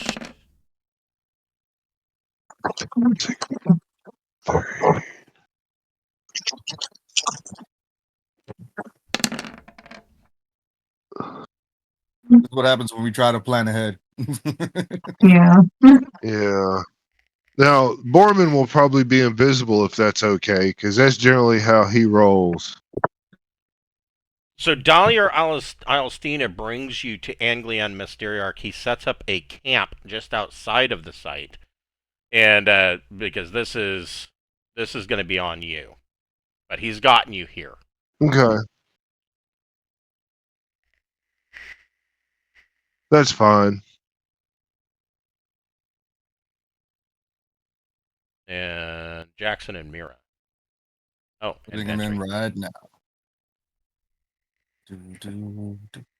Dentry is gonna have his other weapon, the one that lets him do all the what? Tap! Damn it! It was like not letting me put the thing. I'm gonna have the Venger sword instead. So I'm Okay. going last. Okay. And If next, there was another one, I would Last, have like put him 0.5. Yeah, actually, you're the Instead last of one last. in the Okay. universe. yeah. Yeah.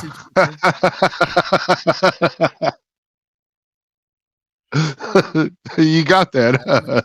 I did. I like that one. That was good. Yeah. Ranger. Yes, we only get one spell. Okay, never mind. And next, all of your characters need to roll a d6.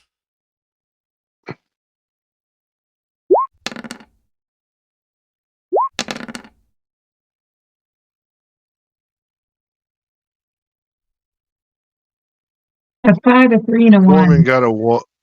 Yeah, Borman's surprised if that's what you're doing to him. Yes. Norman is surprised.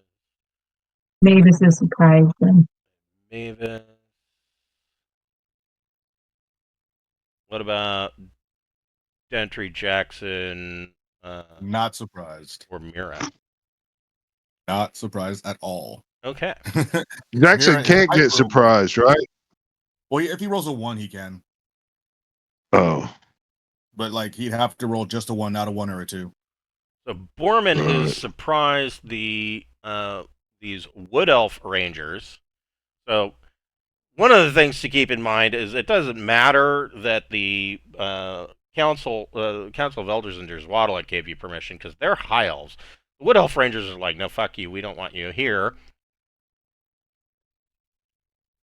And so, because a bunch of outsiders have entered, a bunch of foreigners have come into their sacred space. So the other thing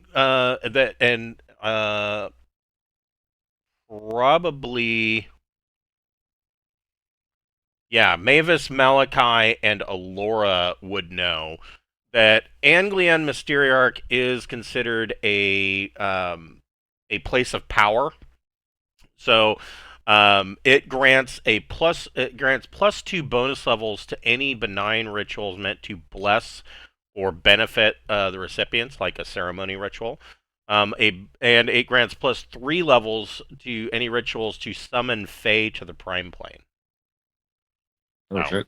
There is that. I don't know why you would want to summon Fae because they seem like more of a pain in the ass than anything. But the Wood Elf Rangers are going to take some pot shots. They can't see Borman. Yeah, Jackson would have probably been invised too, only because Yeah, like, I was we're in gonna nature. I was gonna say. And Alora probably has her hood up. What about Dentry can be invis too? Is Dentry invis? Dentry is gonna be tanking it up. Okay. He wants to be attacked. Does Peppermint have a ring? I don't remember.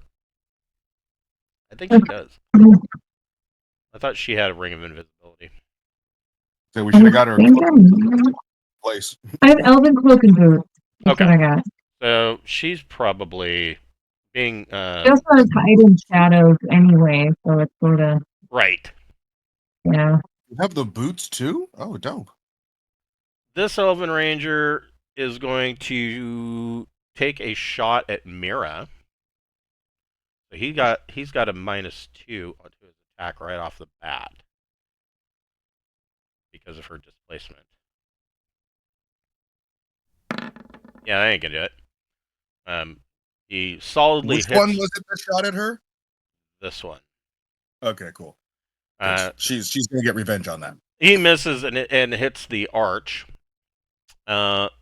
This one is going to take a shot at Dentry.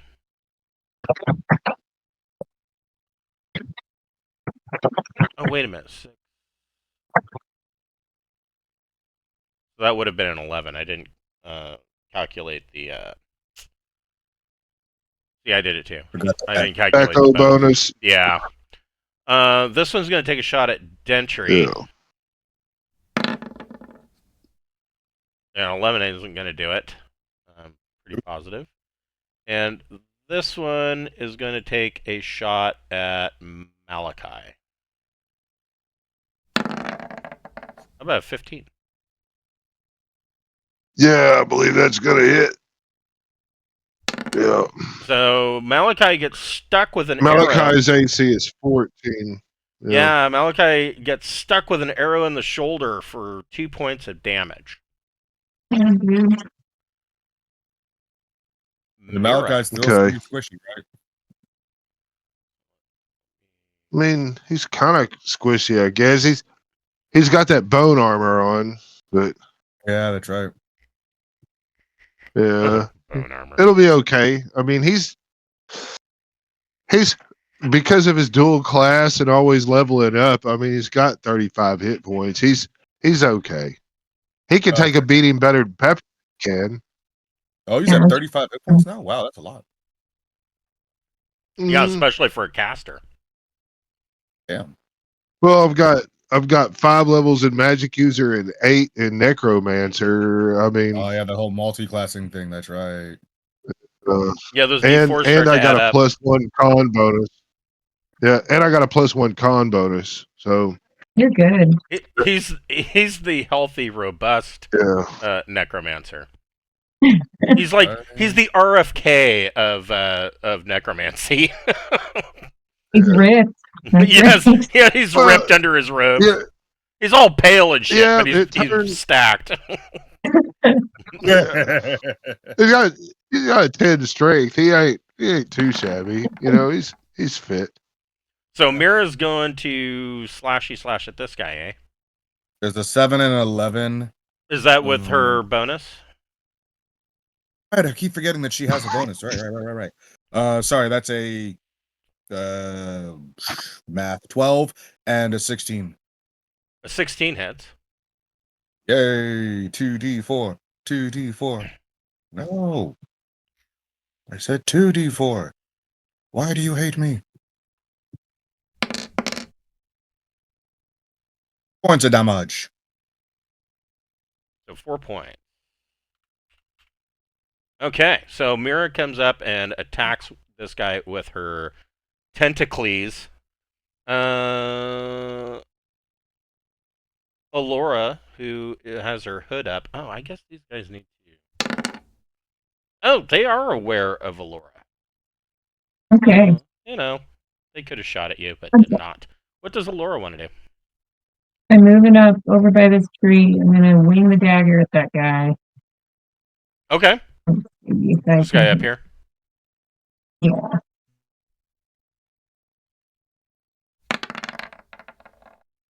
No. You No. knew.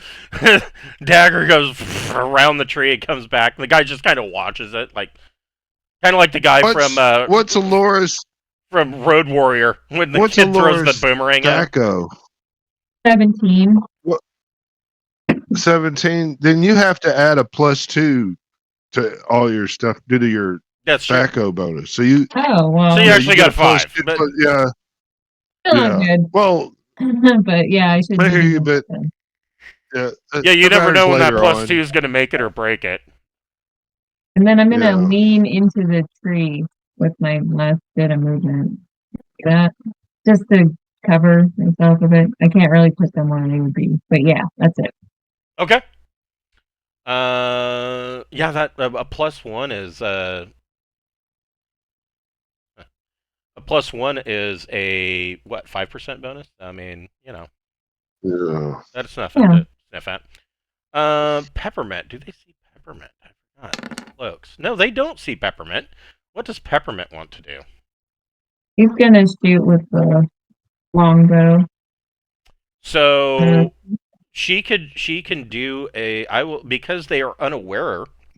She can do. I will allow her to do a backstab. Oh, okay. Wait, I'm over here.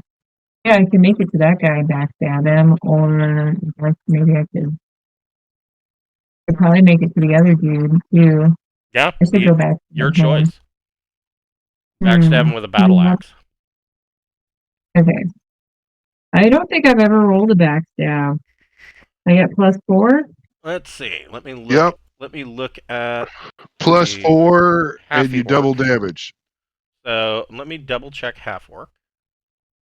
Okay. Backstab. When attacking an unaware opponent from behind, and you most certainly can, a half orc receives a +4 bonus to hit and doubles any damage dealt. Okay, so it's +4, but I also have a +2 strength modifier. So do I add that also? Yes, you do, and you also Yep. add your attack bonus. Okay. Well, what's my attack bonus? What level? It's 2. Or right? Yeah, stack was 17, so Yep. I didn't put it'll be whatever this is plus 2 more. So 21 is going to hit. okay. So double any damage that you roll.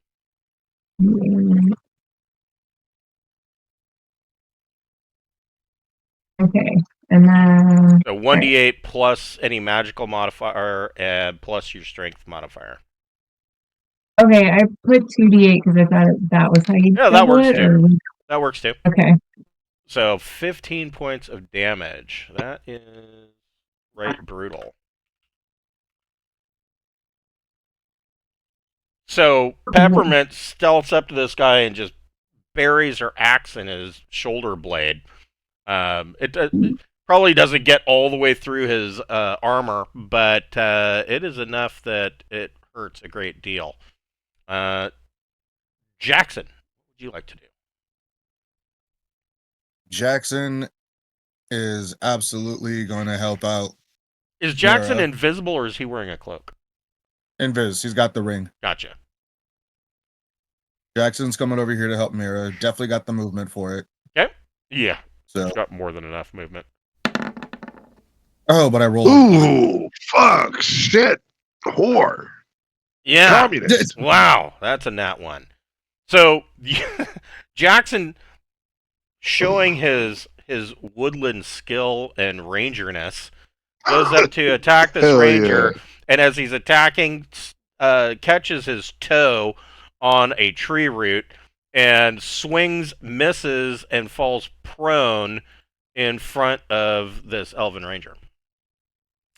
It's because I didn't really want to attack a fellow ranger. I just felt it wasn't right. Right, yes. Malachi with the arrow in his shoulder. What's Malachi doing?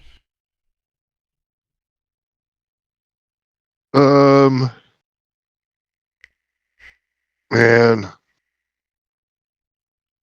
Malachi is gonna roll with his +2, +3.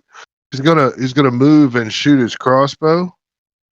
Okay. So he's shooting at this guy right here that everybody's fucking with, Okay. So he's gonna just gotta come over here to the side of this pillar of the arch, and then he's gonna shoot That's a hit. with a 22 to hit. Yes. Yeah, so 6 points of damage. Damn. Hey, did you want half of those 30 bolts that we got? I forgot you had a crossbow too. Oh no, I'm okay. Look, man. The only time I'm shooting the crossbow is when I move and attack. Other than that, I'm going to stand in one spot and level a motherfucker with a magic missile. That's Okay. that's money.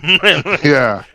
So your crossbow bolt strikes true. This guy it goes through his chainmail and leather and strikes.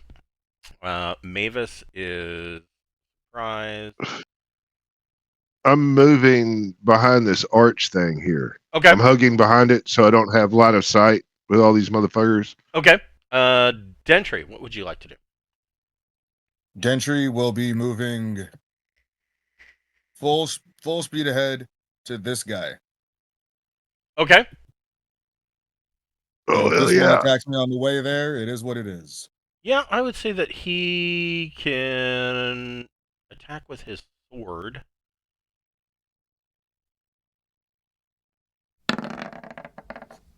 -22. That's got to hit I believe -3.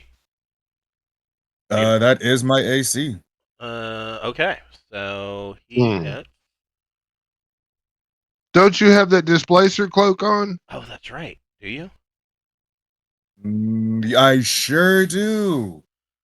Thank you. So Then he they don't- take so a then he- -2 on their attack. So then that would be a 20 to hit, yeah. and that wouldn't hit you. So See, this is why I need you around for this. he swings and Yeah. narrowly misses you, thinking that you are 3 feet away from where you are actually standing. All right. All right. And he did attack me, so I get to use my Venger, right? Yes, you do. This is excellent. He'll figure out where you are now. No. Well, 13. I wasn't invisible. You swing and miss. Borman, start top of round 2. Borman, you are no longer surprised. What would Borman like to do with his invisible self? well, Borman is going to find out how far. Ooh, I can walk up and stick that motherfucker in the back. I think that's what I'll do. You know, just come right over here. God, it stuck me there. There, okay. It's weird how it snaps me in. Is there something I need to click? No, I hate the grid snapping. Oh, Yeah, it is what it is. okay. It's just part of life. It's Yeah. okay. So I'm gonna try to backstab this motherfucker. So here we go. That's a Does an hit. 18 hit? Yes, it does. All right. This is +2, 9, 18 points of damage. Okay, so you backstab him and are no longer invisible. You run up and stick him in with the sharp bit. Yeah. It'll be like, hey, you leave my boy alone, motherfucker. He'll say it in like with a mock Elvish accent, you know, but he'll do it in common because he doesn't speak Elven. Okay.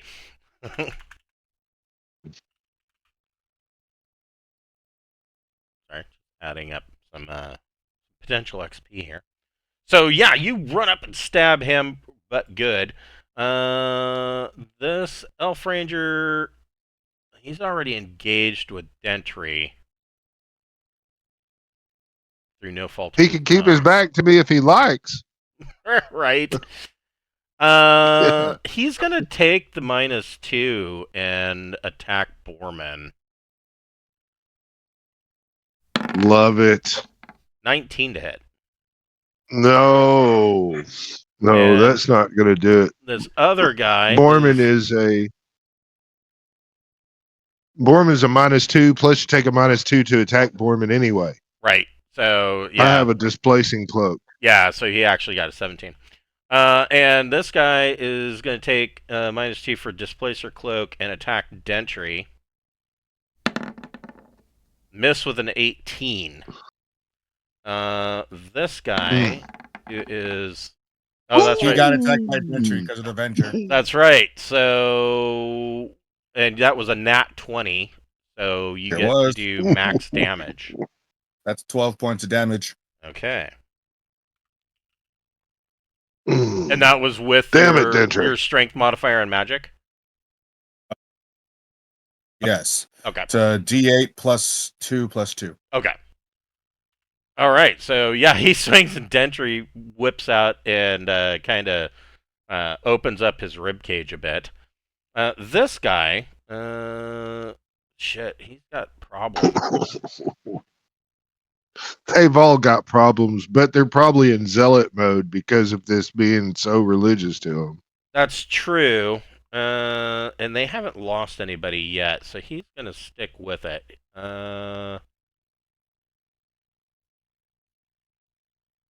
He's gonna swing on Peppermint because that hurt a lot. 18 to hit. Yeah. Okay. So he does. Fuck. 1 point of damage. Oh Sucky. no. Sucky. Yeah, that sucks ass. I'm beginning to think that Peppermint needs a displacement cloak to help her not get hit. Until her hit points get higher. What would Mira like to do? Mira's gonna do what she does. She's gonna just like attack Ataka because that's all she can do. Okay. D20 plus 5.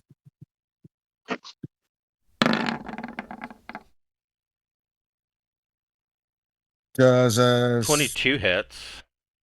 Yeah, 20. I gotta not roll them like that. Yeah, right. 22. Thank you. Rolled that poorly. Okay, 22. D4.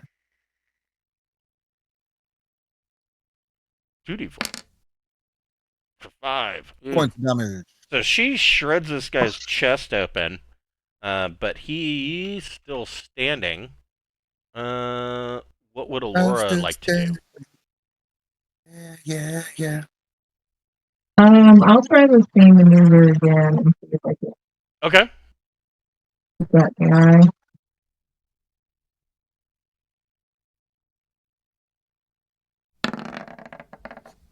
That's a hit. Okay, cool.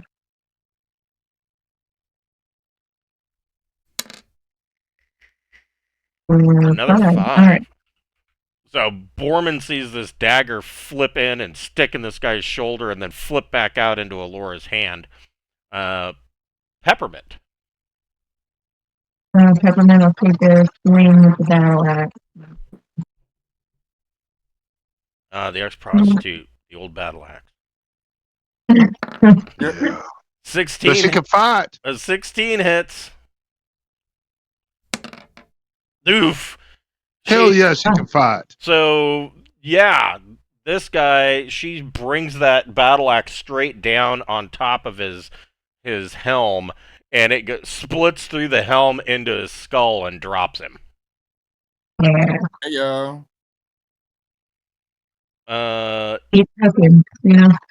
Jackson, you can spend 5 feet of movement to stand up, if you'd like. Okay. Or, I mean, you can stay on the ground if you want. I assumed you wanted to stand up. I'm gonna bear crawl from the ground. You could. Probably takes half my movement just to do that. Sorry. I'm being dumb. All right. I will expend movement to stand up and then come help out Borman over here with this guy. Okay.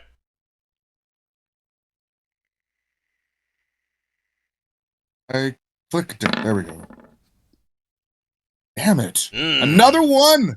Yes. It's so... And I fell back down again. Yes, you trip over the stones of this ring and fall again, face plant. I'm almost wondering if the ranger should be stunned due to laughter. Yes, you bravely trip and fall again. Malachi, what would you like to do?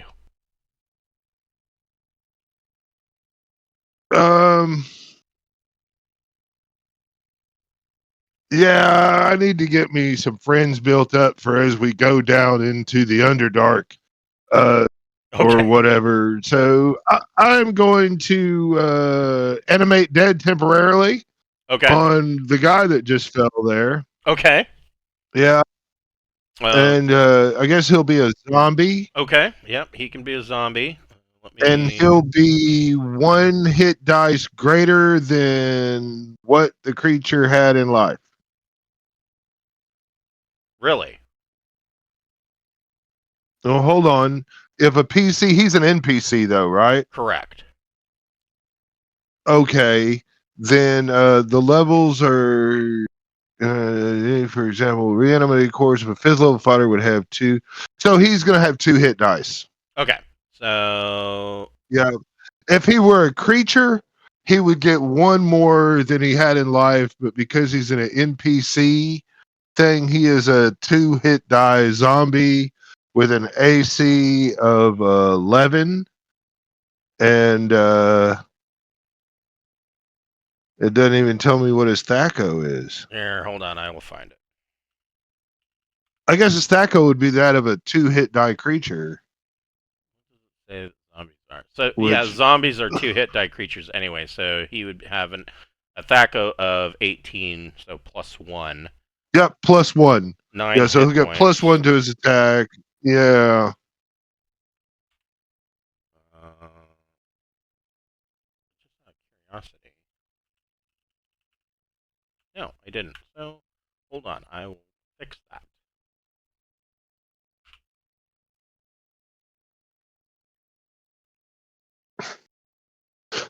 That's got to be real wholesome feeling for the wood elves, you know. Right. They see their guy fall out and then he gets back up. I guess he's still got the longbow. He has a longbow and a sword. Yeah, zombie knight, arise and fight by our side in our most righteous cause of goody righteousness. All right. Let me throw this in here. Wait, we're righteous now? Since You when? know, I am not responsible for the wording of the incantations of the spells. You know, when I say, "Oh, creature of the abyss, come forward and conquer all the living within this realm," I'm not really wanting that to happen. It's just fluff, you know, and so just roll with it. It'll be okay. So there's a stat block for zombie. Yeah.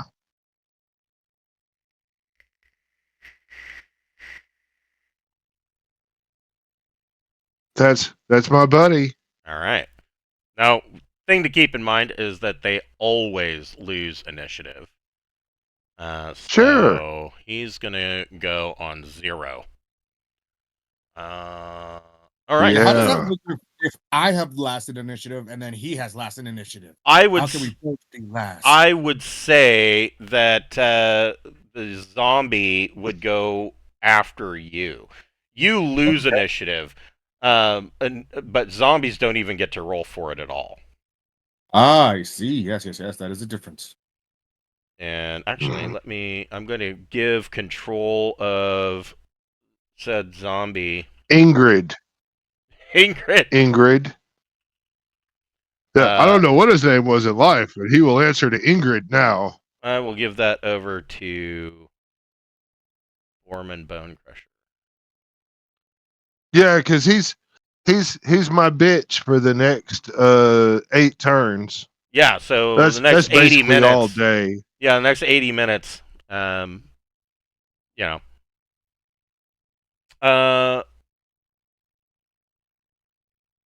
All right. So you raise a zombie named Ingrid. Mavis. Mhm. Boy, I just feel like a dumbass. One of the guys is dead, and I'm just now noticing that anything's happening. Right? Is anybody hurt? I mean, Pepper took 1 point of damage. Anybody else get messed up? I mean, Malachi's got an Malachi's arrow got a in him. little bit of damage. Yeah. Where are you? Oh yeah, Malachi took an arrow. I'm right here to me. next to you. Okay, Yeah. I'll move over and I'll tap your arrow with the healing stick. There you go. Hell yeah.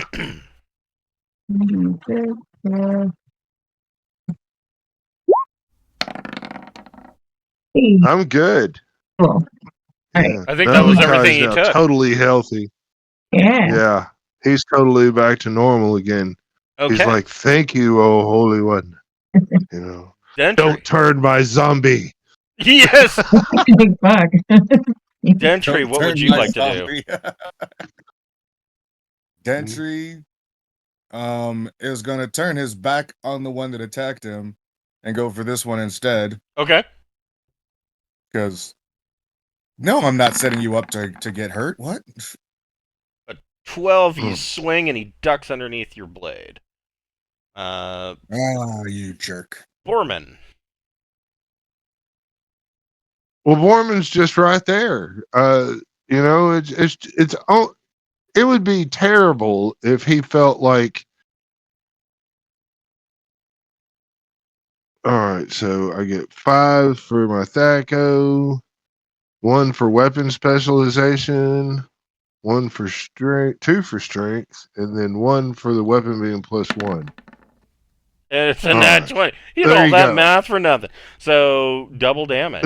10. No, it's not double damage. It's max damage. Or, It wasn't you're a right. sneak attack. Max damage. Right. Yeah. So 10 points of damage. All right, so Borman sticks his sword right through the center of the guy's chest and pulls it out, and the guy drops to the ground dead. And then Borman will just kind of walk right over here. This Wood Elf Ranger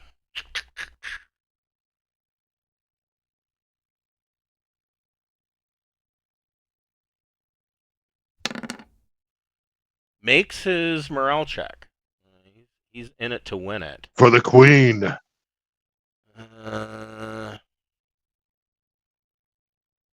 I forgot all about weapon specialization. Damn it. Yeah. I have been leaving. These wood elves, you know, as soon as it's their turn, they'll say like some you know, they all say the same thing every turn, you know. This is for the Holy Land. And then right. they'll fight, and the next one will say it exact same way because they were not developed well He swings and have only one soundbite. Yeah, he swings on Dentry and misses. I'm thinking these guys are more in line with job's done. He swings on Dentry and misses thanks to Dentry's displacer cloak. What does Miro want to do? He gets hit in return for it. Yes, he does get hit.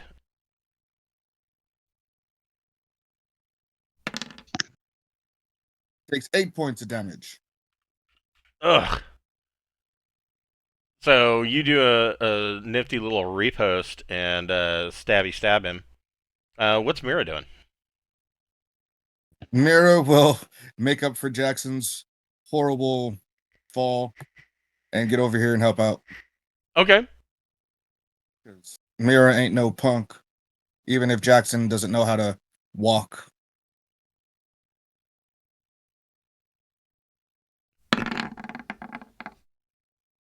That is a hit. All right. Do you want me to roll all 4 or just 2? Just 2, and then you'll make another attack. I did. I rolled both. I rolled the 18. I rolled a 23 and an 18. Oh, then you can roll 44. Okay. I just figured roll them all at once. He's at his end days.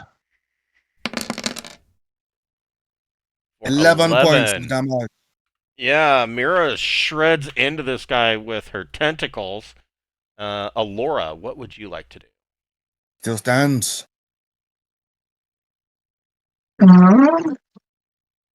Move closer, like line of sight with this guy, and I hit him with the throwing dagger. Okay. Been working all right. Ugh. Oh no, it didn't. Okay. It bounces off this rock wall and kind of ricochets back into your hand. Peppermint.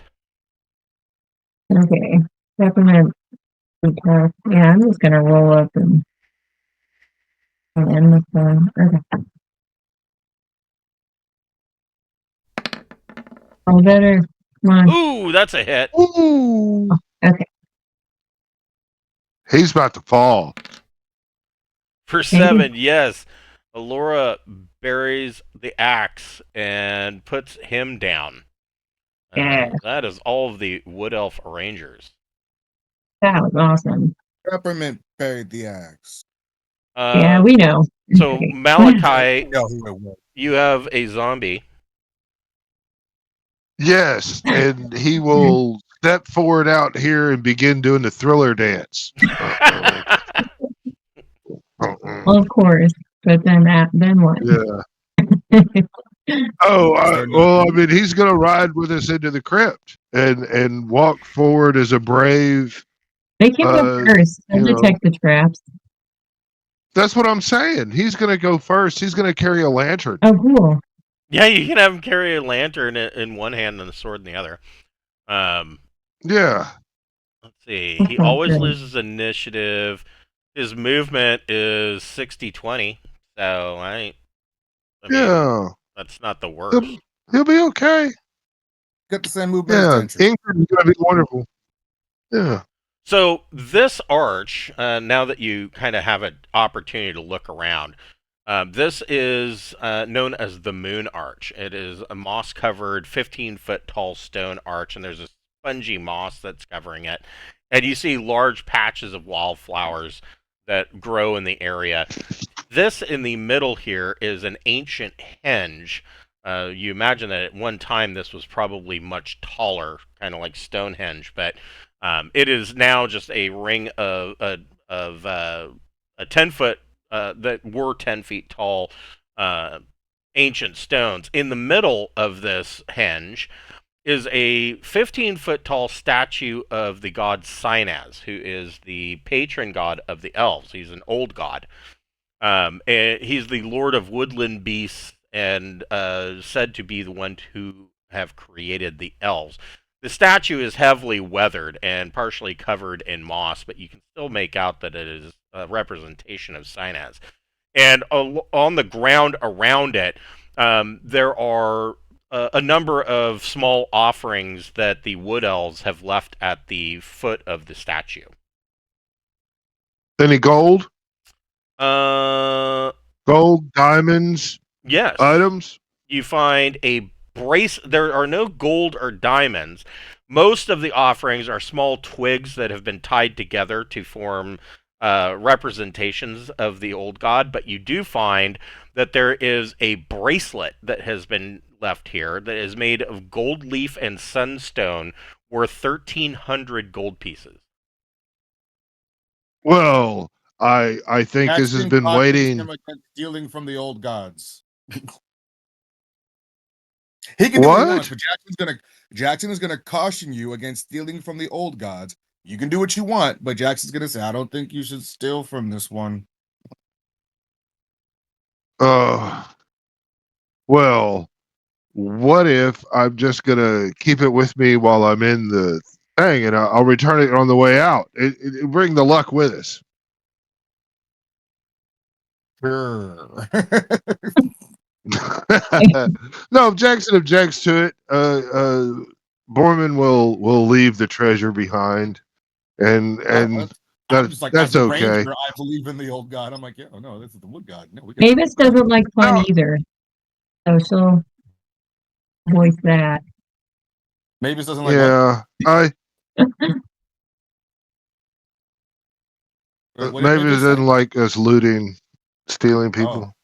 So you're gonna leave the bracelet? It's being Yes. folded by Okay. multiple party members, that probably. So, stepping forth from the ruins here, you see a wood elf druid, and he kind of steps out and he nods to Jackson in a sign of respect, and he said, "Does any of you speak Elvish?" Malachi.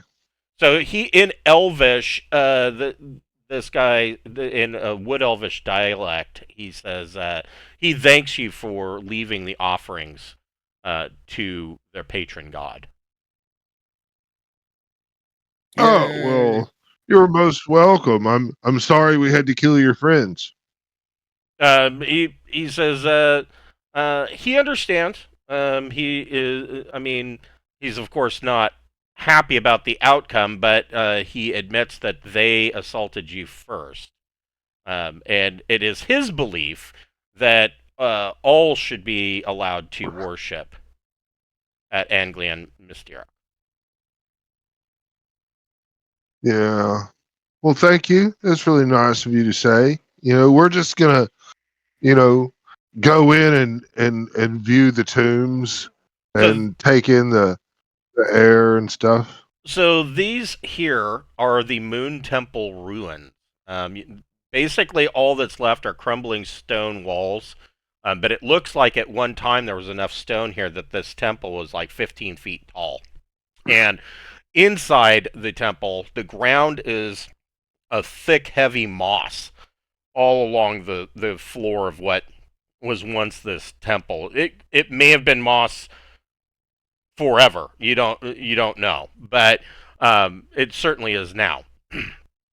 And there are two ancient arches on the northeastern side that would have led into this temple and kind of overview this bend in the river where this is the Inian River, and this is where it kind of splits off to its west and east fork.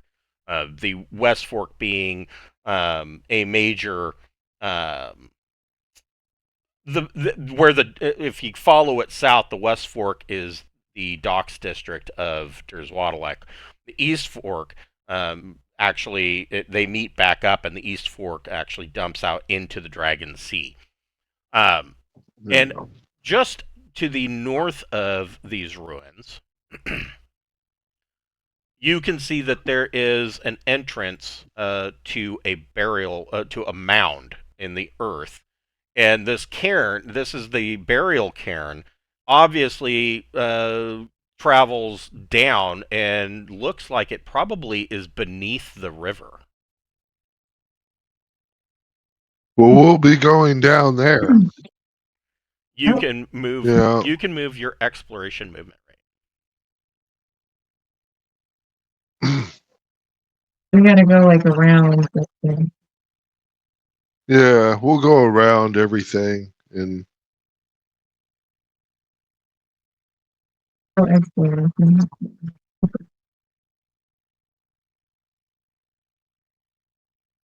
There you go. So, two things happen. The first thing is that I'm sorry, Gentry Jackson and Mira can move as well. We will join the group. Okay. So the first thing, Borman kind of gets to the tomb entrance along with Ingrid the zombie, and you kind of look inside, and inside this entrance, it appears so that the entrance of this cave is braced with wood logs, just kind of holding up the rock.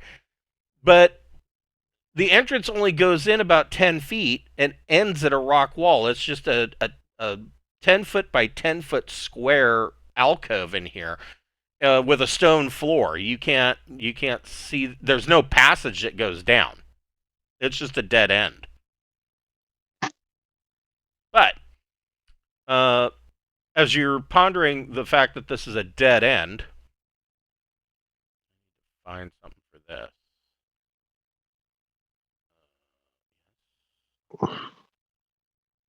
Sure, that kind of works.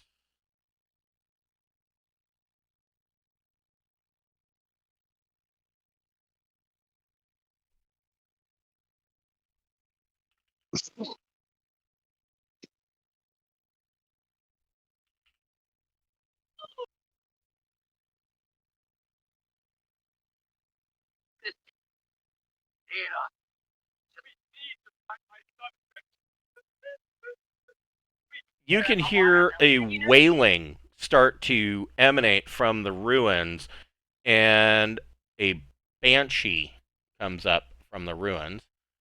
Everybody can roll initiative. Hell no. hey, you go ahead and turn that shit, Mavis.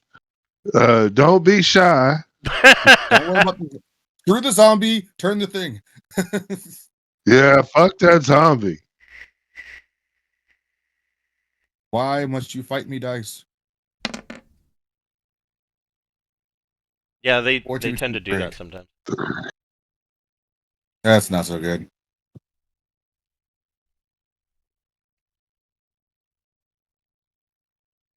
I don't think I had time to switch weapons, so I'll stick with my 1 Okay. for entry, and now it's a 1 and a 2. Fuck. Mhm.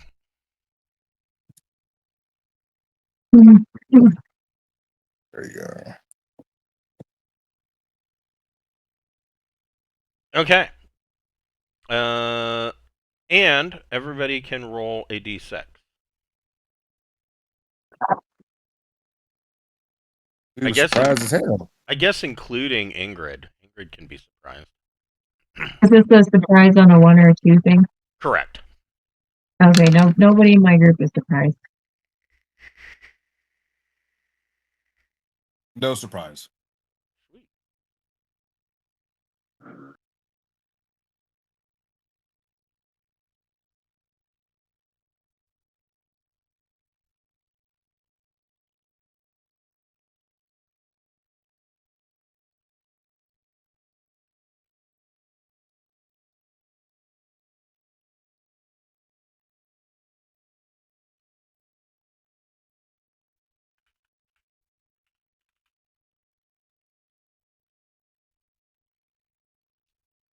All right. So Malachi, Borman, and Ingrid. Are any of you surprised? Oh, I got it backwards. Borman is surprised. Malachi is not. Okay. So I'm sorry. No problem. I'm putting my red dot on Borman. So what would There you Malachi go. like to do?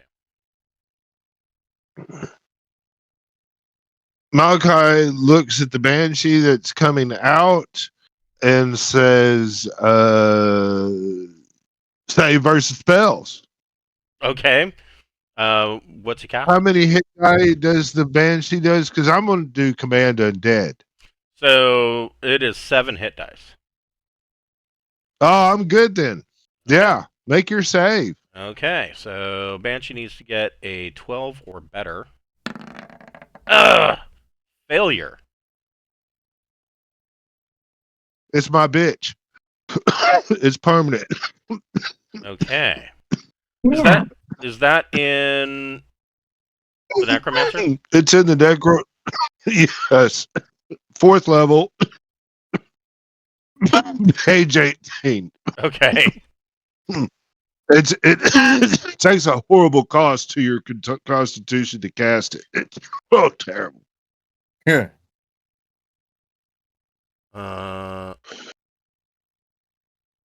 Yeah, one hit dice per level of the caster. Permanent. Intelligent undead. The monster regards the caster as its master and will come to my defense. Yep.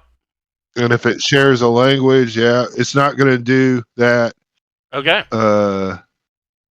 Yeah. Yeah, I don't. So, yay. Let me. Is it an intelligent? It's a duration. The control lasts indefinitely, but the monster may save versus spells once per month to break free.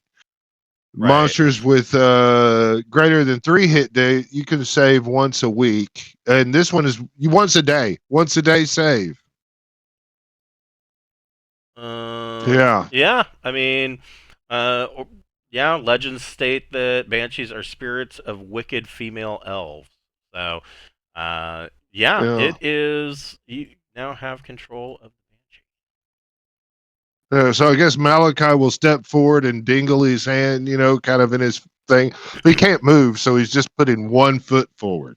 And he's like dangling his hand and he goes, in Elvish, "Hello, ma'am. Can you tell me the way in?" Wooga wooga wada wada. Huma huma huma. No. It so it's only noise that it can make is its wail.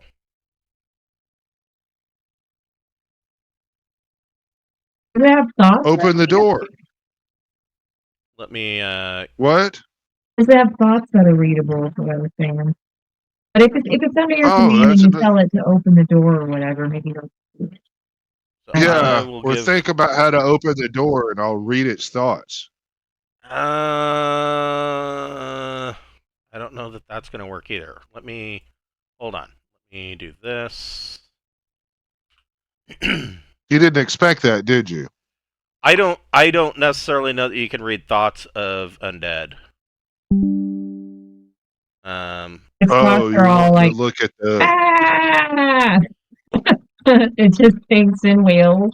Yeah, it's just Yeah. everything it does is just wailing. It's like an orca.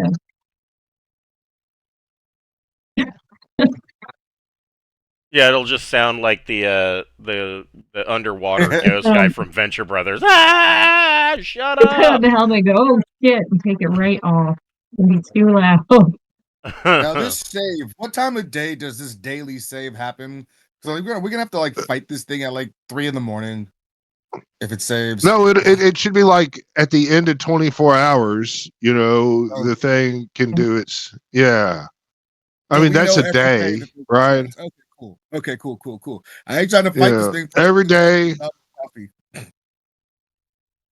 Well, I mean, maybe we can set it free or something and just let it go on about its business and it not come back. So here's a stat block for Banshee.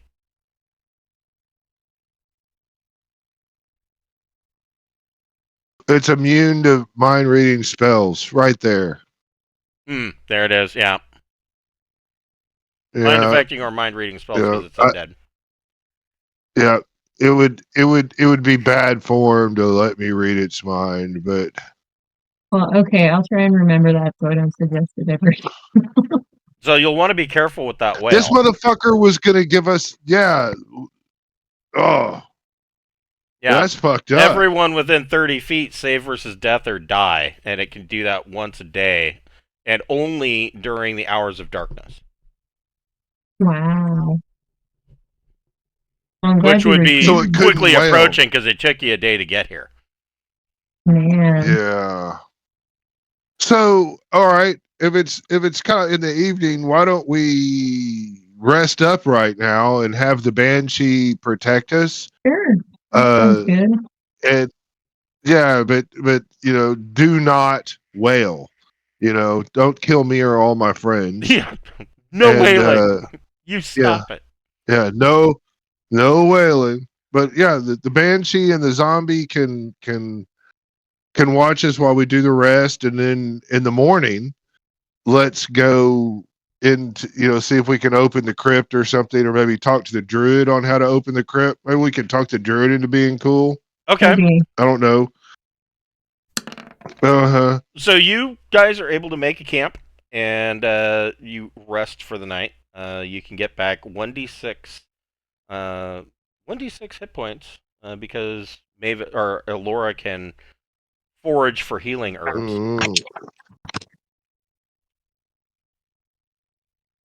Okay. And then I guess we really need to study that fucking wall or area there to see if we can open this fucking thing up. So Yeah, asking the druid, he doesn't know, and he kind of is standoffish. He has never been in the burial cairn. No, and to his knowledge, nobody's been in the burial cairn for hundreds of years. Except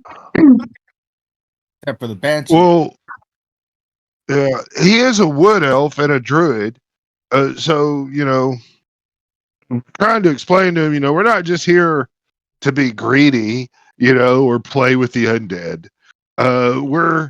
We're here because, there's a great evil out there, and, if that evil stays in power, it's going to burn all these woods down, and your little flowers and shit will get all tore up. That's why we're doing this. So yeah, I mean, he is he understands, but he doesn't know how to get into the cairn. Okay. Yeah. Yeah, somebody needs to. Well, okay. So nobody knows how to get in? No, this is the entrance, but it's just a 10 by 10 foot dead end. Nobody's actually stepped inside yet or examined it. Oh, okay.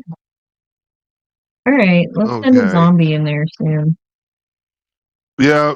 Send the zombie in. Look around. Okay, so you order Ingrid the zombie to go in, and yep, you see the floor go shunk, and the zombie fall through a pit, and then Oh, the floor how kind much of comes damage does back up zombie and take? latches into place. Oh, Oh well. We should probably throw a rope around the next person. Or have them sit on the Yeah. broom. yeah, we could do the broom. Yeah. We'll try to open it up and pry it open. You know, pin Sure. it so it doesn't close. Borman, you can make a It's my traps little check. thievy stuff. Yeah. Okay. Well, that's Yeah. so you pry open, you work this trap and you pry it open and kind of wedge it, and you see that the trap door swings down and connects to a very smooth, polished rock slide that goes down, and it is pitch black down there. But you could hear the zombie down below. Down below. Oh, Okay. poor Ingrid. Yeah. Right. Um, we need to tie a rope off up here, and we got 50-foot magic rope. Okay. It'll wrap around one thing and go down and Okay. going nice and slow down the slide. Okay. Malachi's got the eye that gives him 60 foot of seeing the dark. So it's only a 20-foot descent. But Yeah. Ingrid, You got to bring my friends Banshee down here. and the band. Yeah. Hmm.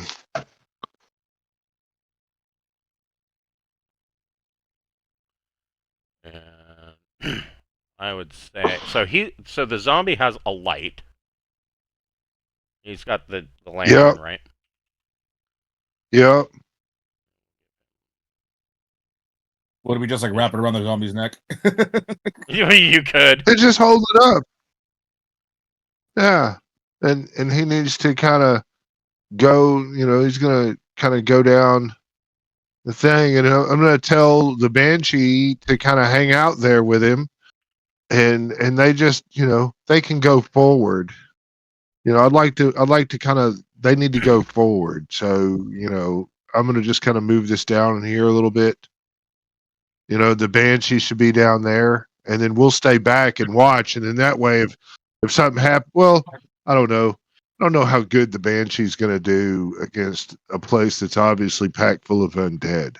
And maybe we should see about getting rid of it. All right. So Well, I can't do suicidal commands or anything, but it takes joy in the suffering of others, and so I scry open a door to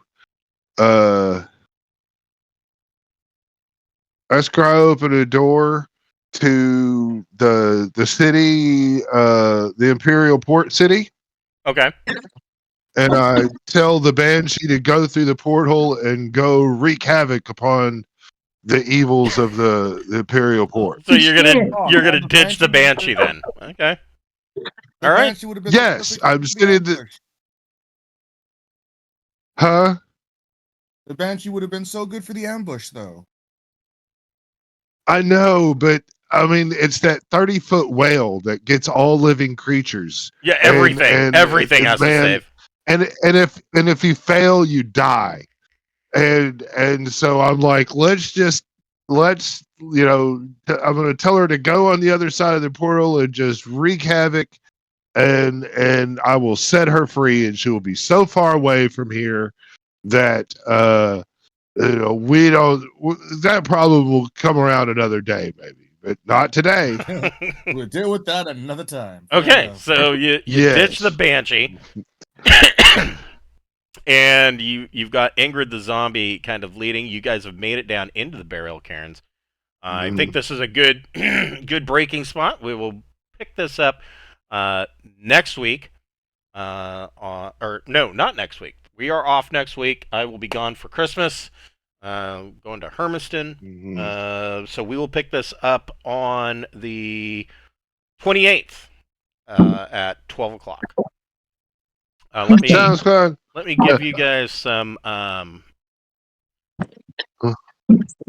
Experience. Yeah. You never thought we would take your Banshee and make it a bitch, did you? I didn't expect that. No. Before we do that, let me set this up. I don't know if I have something for That's necro power. That went really well. Yeah. I guess this will. Man, if she didn't save, do. that whale would have fucked us up. It'd have killed at least 3 of us. Probably. Yep. So I will set this up for next time. And there is at the bottom of the stairs. Oh, there's 2 of these. Or What, some not kind of the bottom of the slime or stairs, something? but the bottom of the ramp in this entry chamber are 2 shambling mounds. Ooh. Oh, so that's what we're going to start with. Yeah. All right. And we will start with them next session. They got a 6 on their initiative. But let me go ahead and give you guys some XP here. Let's see here. You guys actually did pretty good. And I am even going to give you... I'm going to give you the XP for giving back the... leaving the bracelet alone. Oh, cool. Yeah. Provided we don't tell people about it. So everybody You know, gets we have a reputation. right. Everybody gets 963 XP. I think I'm gonna level. I think I'm gonna level. I'm not even. Oh, sure. hell yeah. But every little bit helps.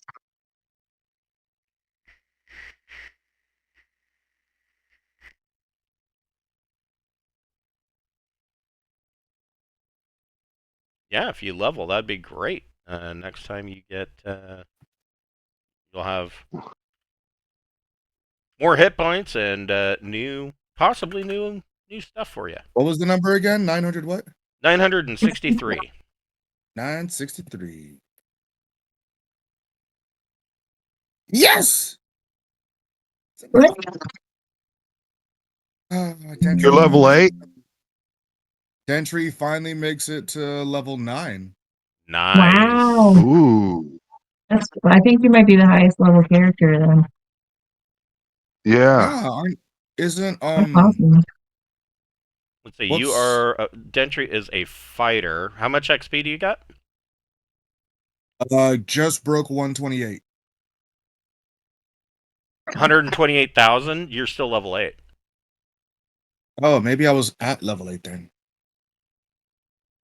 Am I looking at the wrong chart? Yeah, for fighter you need 240,000. Is 128 level 8 then? 120 is level. Yes. Is level 8.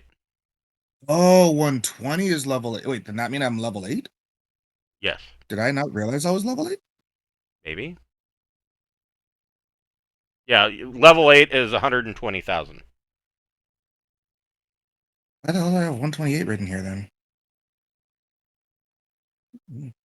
I don't know. Mhm. But there you go. You know? I mean, if you've been running at level 7, you need to roll a D8 plus your Constitution for adding hit points. Yeah. Your THACO's the same, and your saving throws are the same. I don't think I rolled And any hit points in the and you recent. get I think you get a weapon specialization, don't you? That's a good question. Let's see. Look. That was on those alternative rules. Yeah, they are in Carcass Crawler It's number weird. 1. I have level. It's weird because I have my character as experience level 8, but then I have myself as trying to get to 128,000. So I was like, I'm confused. Yeah, it should be 240. No, yeah. You've been playing at level 7 thinking you were level 8. Yep. Man. That's what happened. Probably. I mean, nothing but your hit points change. Right. But hit points is hit points. Combat talents, 1st, 5th, and 10th level. So no, he won't get any. No. He won't get another combat talent until Yeah. the 10th level. Okay, well, I'm level That 8, sucks. Yeah. Hey, I'm level 8. That's More it. hit points. Yeah, more hit points is an important thing. Yes, agreed. All right. Well, I will see you guys on the 28th. Have a Merry Christmas, and we will pick you guys up on Wednesday night and Friday night. Thank you, sir. Sounds fun. Have All a lot right. of time. Have a good night, guys. Thank you. You're welcome. Yeah, happy Christmas. Merry Yes. Christmas or whatever. Yes.